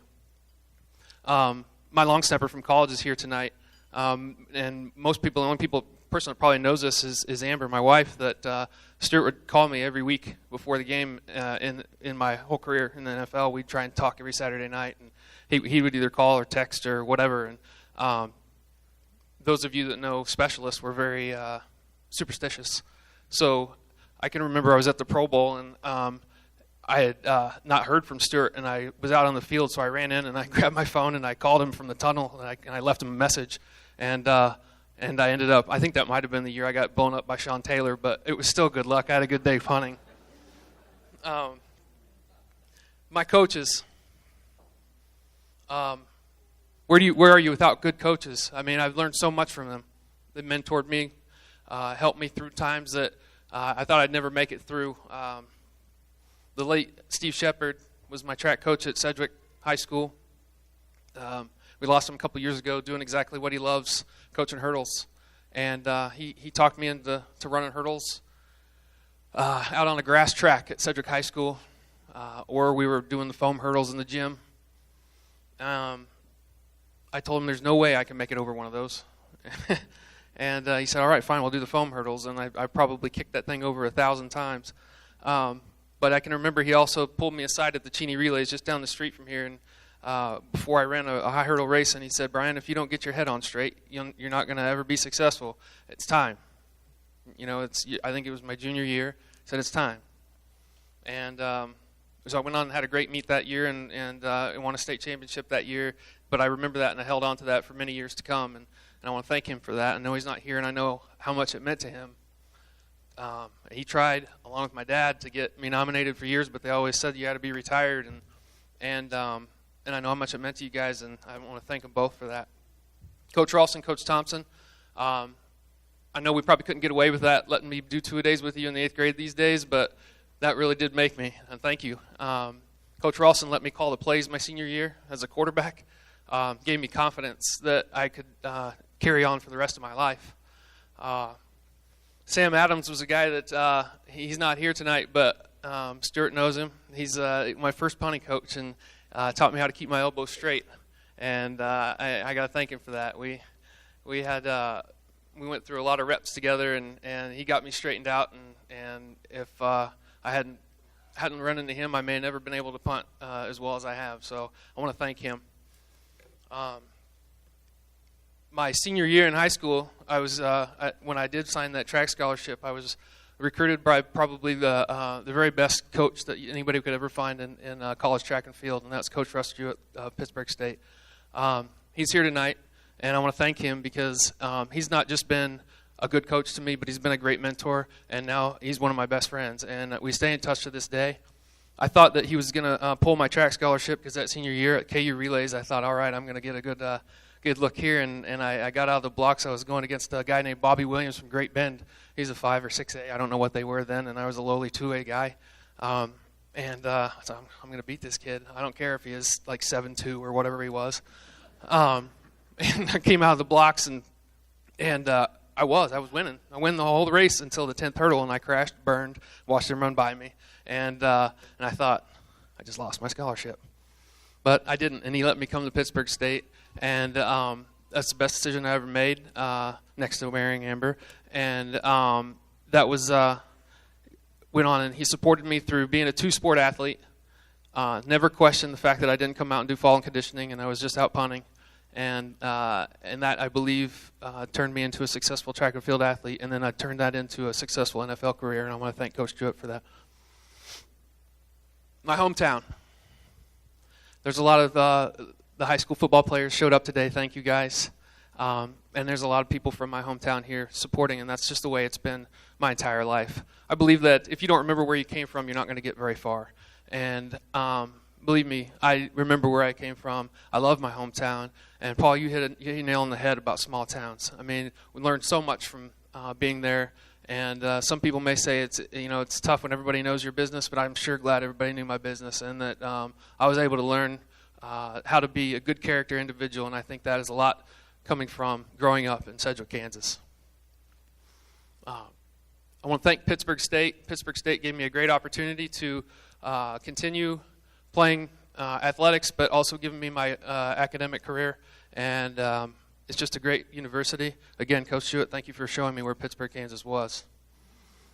I also want to thank the late Mr. Wilson, Mr. Ralph Wilson, who is the owner of the Buffalo Bills.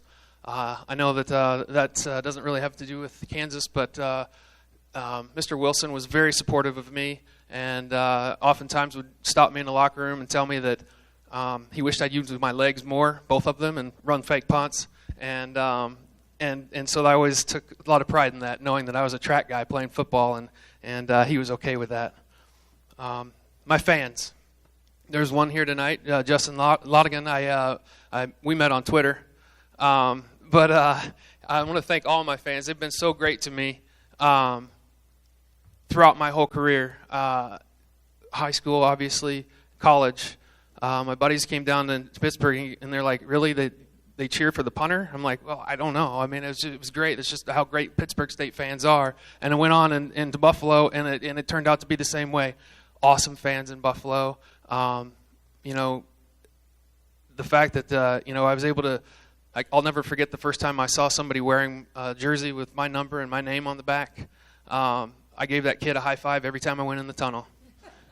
Every home game, I'd go find that kid and give him a high five on my way in, because that's a small town kid's dream right there, and I never will forget it. Tonight's really is the pinnacle of my career. I've been inducted into other Hall of Fames. I've won the state championships. I've won the national championships. I went to Honolulu to the Pro Bowl. I was All-Pro. All those things. And every one of them means the world to me. But tonight kind of is encompassed. And this award brings them all together. And I just can't tell you how honored I am to be here and to be mentioned in the same breath with guys like Barry Sanders, Steve Tasker, who's another Buffalo Bill, Bill Snyder, all the inductees here tonight, and the past inductees that are here tonight as well. The fact that I'm going to be listed beside them, it just almost makes me speechless, and I can't tell you how thankful I am for that. I want to thank the committee. I want to thank everybody who voted for me. Whoever it was that nominated me, I still don't know. But whoever it is, I thank you to think that I was worthy of this. And finally, I just want to thank this great state of Kansas. Thank you very much. Ladies and gentlemen, one more round of applause for our latest inductee, Brian Moorman. Presentation of the Kansas Sports Hall of Fame is brought to you in part by an underwriting grant from the women's basketball coaches of the Kansas Collegiate Athletic Conference. Congratulate Coach Lonnie Cruz from Sterling College on his induction into the class of 2015 Kansas Sports Hall of Fame. Information about the KCAC is online at kcacsports.com and on Twitter, Facebook, and Instagram by searching KCAC Sports. Farmers Bank and Trust, Atwood, Brewster, and Oberlin. Surefire Ag Systems Incorporated, Atwood. Our final inductee of the night is no stranger to this area of the state. He was born in March of 1971 in Binkelman, Nebraska. Graduated from Bueller High in 1990. Fort Hays State in 1996. He attended Atwood High School as well here in Kansas. He's a two-time All-State selection in high school. Began his coaching career as an assistant coach in 1996 at Butler County Community College in nearby El Dorado. He was named the offensive coordinator in 1998. Butler went on to back-to-back national championships as a coordinator during his years as coordinator in 98 and 99. And in 2000, Troy Morrill was named the head coach of Grizzly football. He went on to win 3 national championships, 03, 07, 08. Coaching record, 154-22. That's a winning percentage of 87.5%, which ranks highest in NJCAA history. He had 3 National Defensive Player of the Year and 70 NJCAA All-Americans.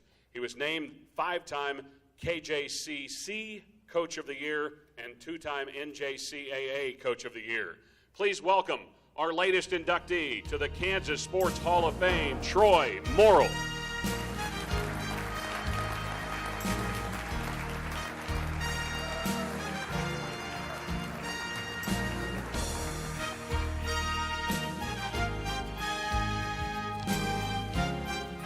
Thank you very much. I want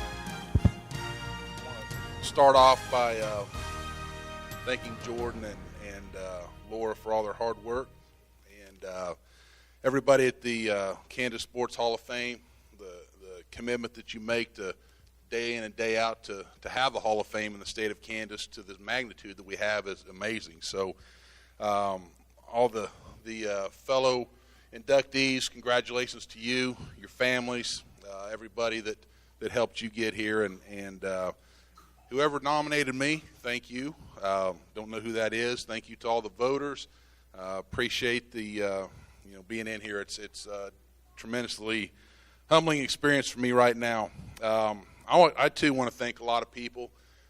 As a coach, you come into contact with so many people that help you, and I'm not the one out there making the blocks or the tackles or whatever. It's a lot of other people that make that happen, and people who help me, and definitely wouldn't be here without the help of a lot of people. I think if you all sat down and thought about it, nobody would be in the position you're in right now with the help of a lot of people, as many of you said. So I want to definitely thank some people, and golly, give them a lot more credit than I truly deserve in this thing, and just know that everybody that I thank here and the people that I don't, you're all a piece of this recognition and going into this Hall of Fame. But I too grew up in a small town, just like Paul talked about, and several other ones. You learn a lot there, work ethic, and for a small kid, and not really a small kid, but a small town kid from Atwood, Kansas, getting into the Kansas Sports Hall of Fame was something special. I guess I'd consider myself somewhat of a gym rat. Love watching practices and going and playing the pickup games in the parks and so forth. If you look in your program there, about 3 pages from the back, there's a whole page from Atwood, Kansas, and absolutely shocked. I didn't know that was going to happen. And some of those comments in there, reflect back to the hard work. The second one down, Troy could really push those cows through the chute. Would be an example of that. And so the pickup games that we used to play, one of my friends back there, Eric Pierce, he and I were always on the phone trying to get a game of football at the park lined up. Loved to play. And then we started getting our pads on. We had one guy was the Kansas City Chiefs, one guy was the Pittsburgh Steelers, I remember. Had several different uniforms, but we would get in there and compete. And I think that's really what helped me was learn how to compete at a young age. My parents got me involved in kids wrestling when I was 5 years old. Wrestled there at Northwest Kansas for Atwood, and we traveled around a lot. And always being a bigger kid, I always had to wrestle older kids. And so you either learn how to fight and to scrap pretty hard, or else you're going to get tied in a knot that you wouldn't be able to get out of. So I think that's definitely how I learned how to compete as a young man.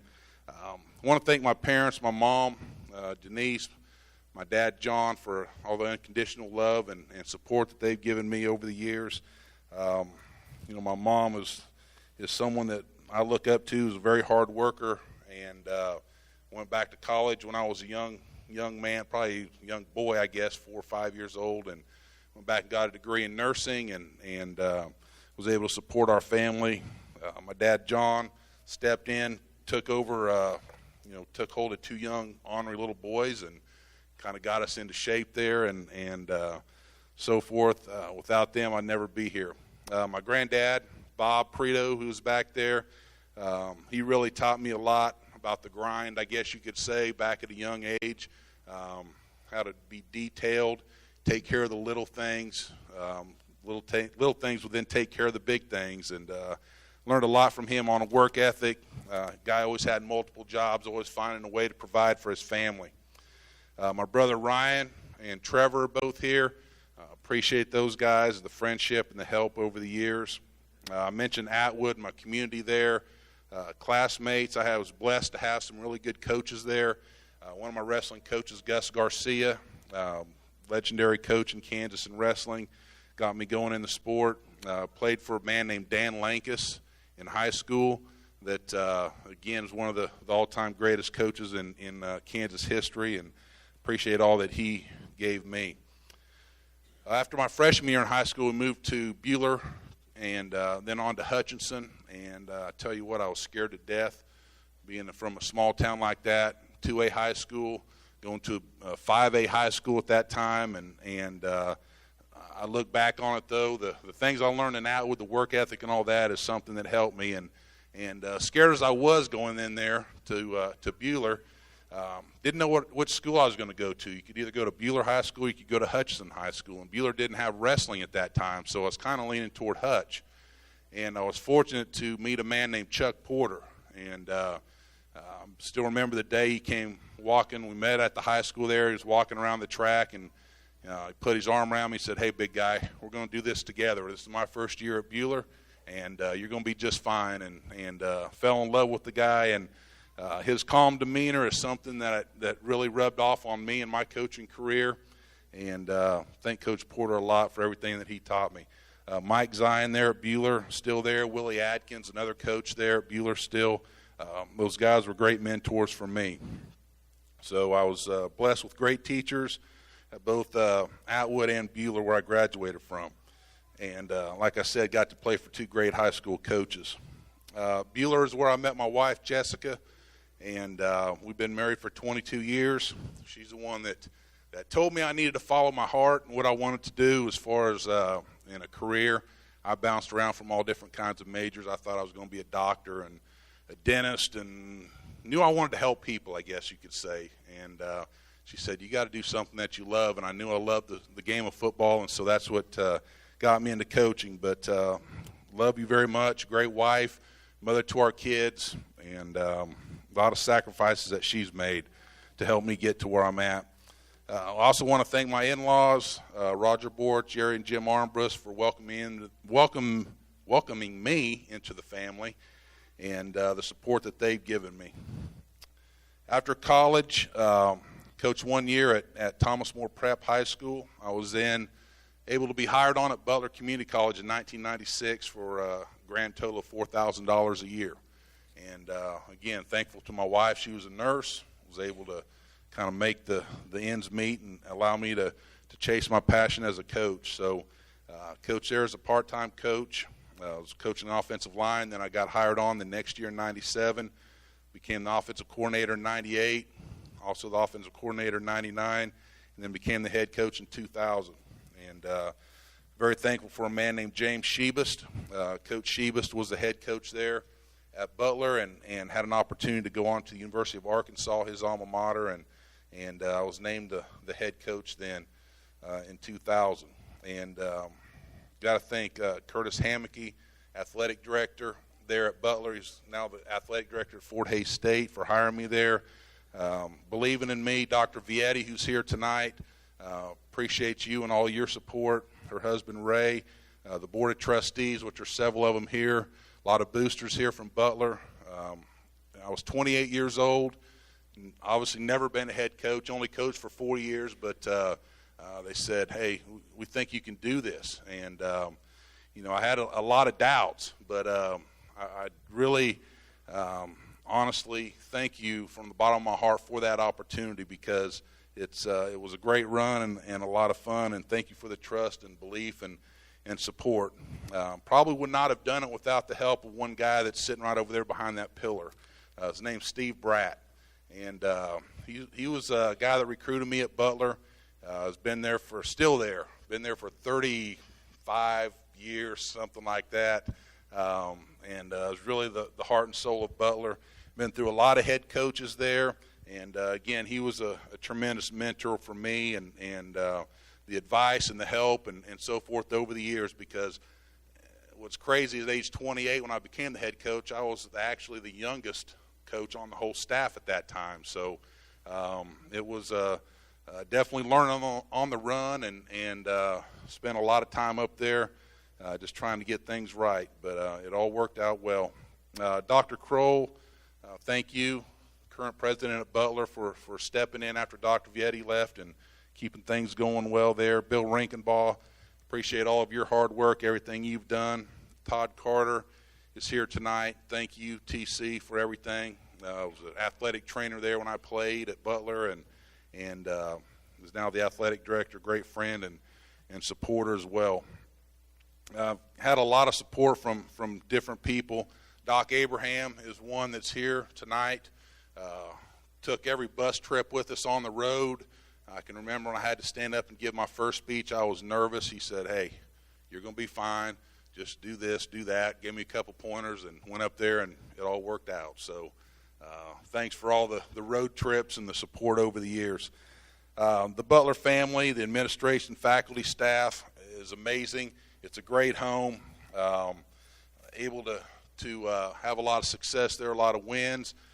We were able to change our facilities tremendously, and that speaks a lot about the support that we have there. It's something that I took a lot of pride in, seeing the matriculation of our stadium, and for instance, which we probably played in one of the worst stadiums in the conference, and now it's one of the best in junior college football. We had a football operation that basically ran out of 5 offices, and now we've got our own football complex there with an indoor training facility, weight room, and all of that. And so just seeing all that happen and knowing that had a part in that is very special. I was very fortunate to have a tremendous amount of assistant coaches that helped me along the way. And, those guys are loyal. A few guys, Aaron Flores, currently the head coach at Coffeyville right now, is having a great year. Tim Schaffner, who's now the head coach at Butler, who's, again, having a great year. A couple weeks here, hopefully they'll be number 1 and number 2 in the country playing each other. So something special for the state of Kansas right there. Sean Rainey, who's a great friend of mine. He's a head coach at Spain Park High School in Birmingham, Alabama. Benji Parker, Chris Juergens, Matt Maddox, kid from Holton, Kansas that played for me, helped coach, and is now the co-offensive coordinator at Tulsa. Another kid named Cody Oates from Washburn Rural, one of my former players. coaching at Missouri now.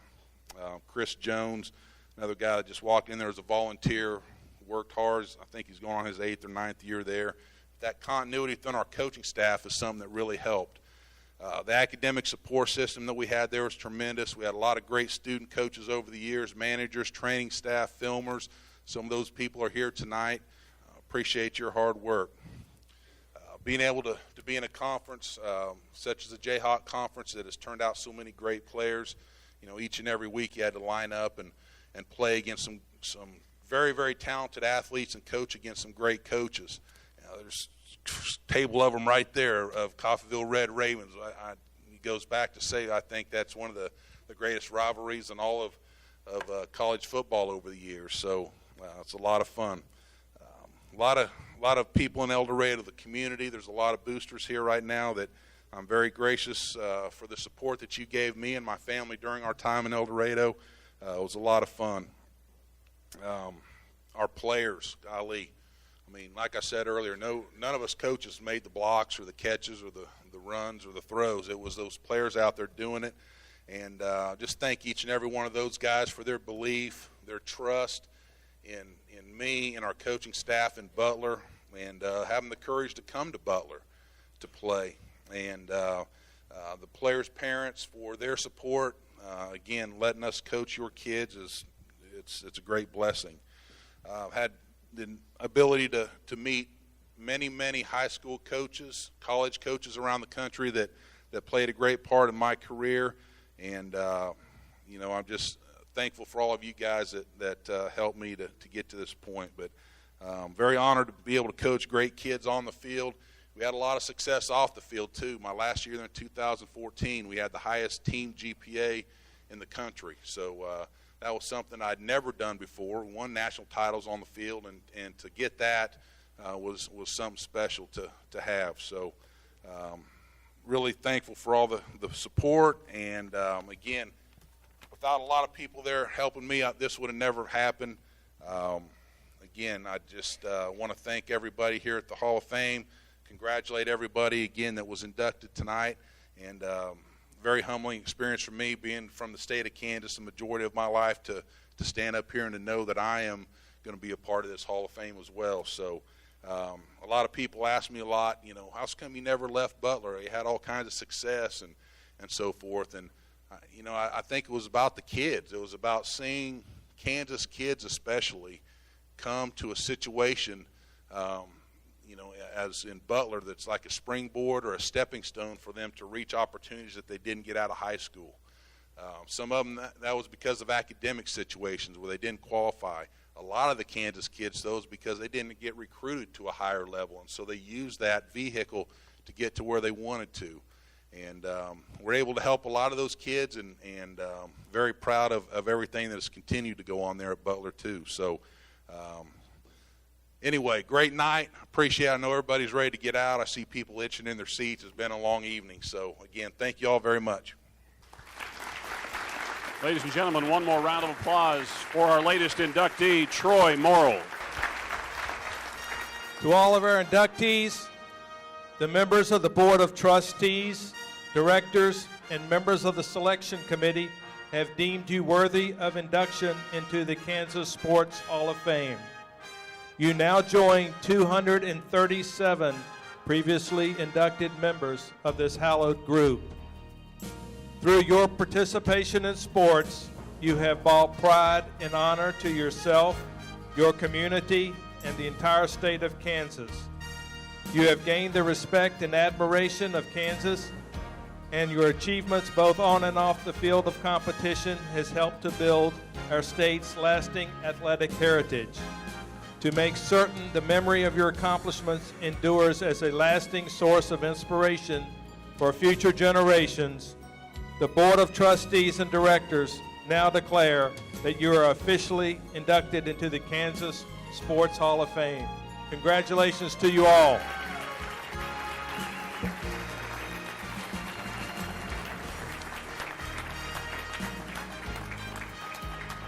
One final thing. Sports is not an end-all, be-all. No question. There are greater things going on in society today that mean more than sports. but sports has its place, and that's why we have this Hall of Fame. What is the mission? It's to honor. And each one of you that has been inducted tonight and in years past, you honored us with what you did on the field. You honored your maker with what you did by using the talent you were given. You honored your families. You honored your coaches. You honored your teammates by what you did. That's education. That's the second point of the mission of the Kansas Sports Hall of Fame. It's to educate. Not just to educate about the sport itself, but to educate to persevere, to educate, to push yourself beyond where you even dream you can be. And those who are being honored tonight did just that. And I think you heard from them the commitment, the time, not just they gave, their parents, their teammates, their support system. And finally, to inspire. If we don't live with inspiration, we don't live. Inspiring is big. To give a small town kid a chance to think that I can punt in the NFL, I can score the next basket in basketball, I can be the one who not only plays softball but beats Danny Manning in a one-on-one game, striking him out and having some fun. There's inspiring things that happen every day. And I hope that through sports, again, it's not an end-all be-all, but it is an education in life. And so the mission of the Kansas Sports Hall of Fame is there. We thank all of those who have built the Sports Hall of Fame, and we want it to continue to grow for years to come. We hope you enjoyed your evening. Thank you so much, and have a safe trip home.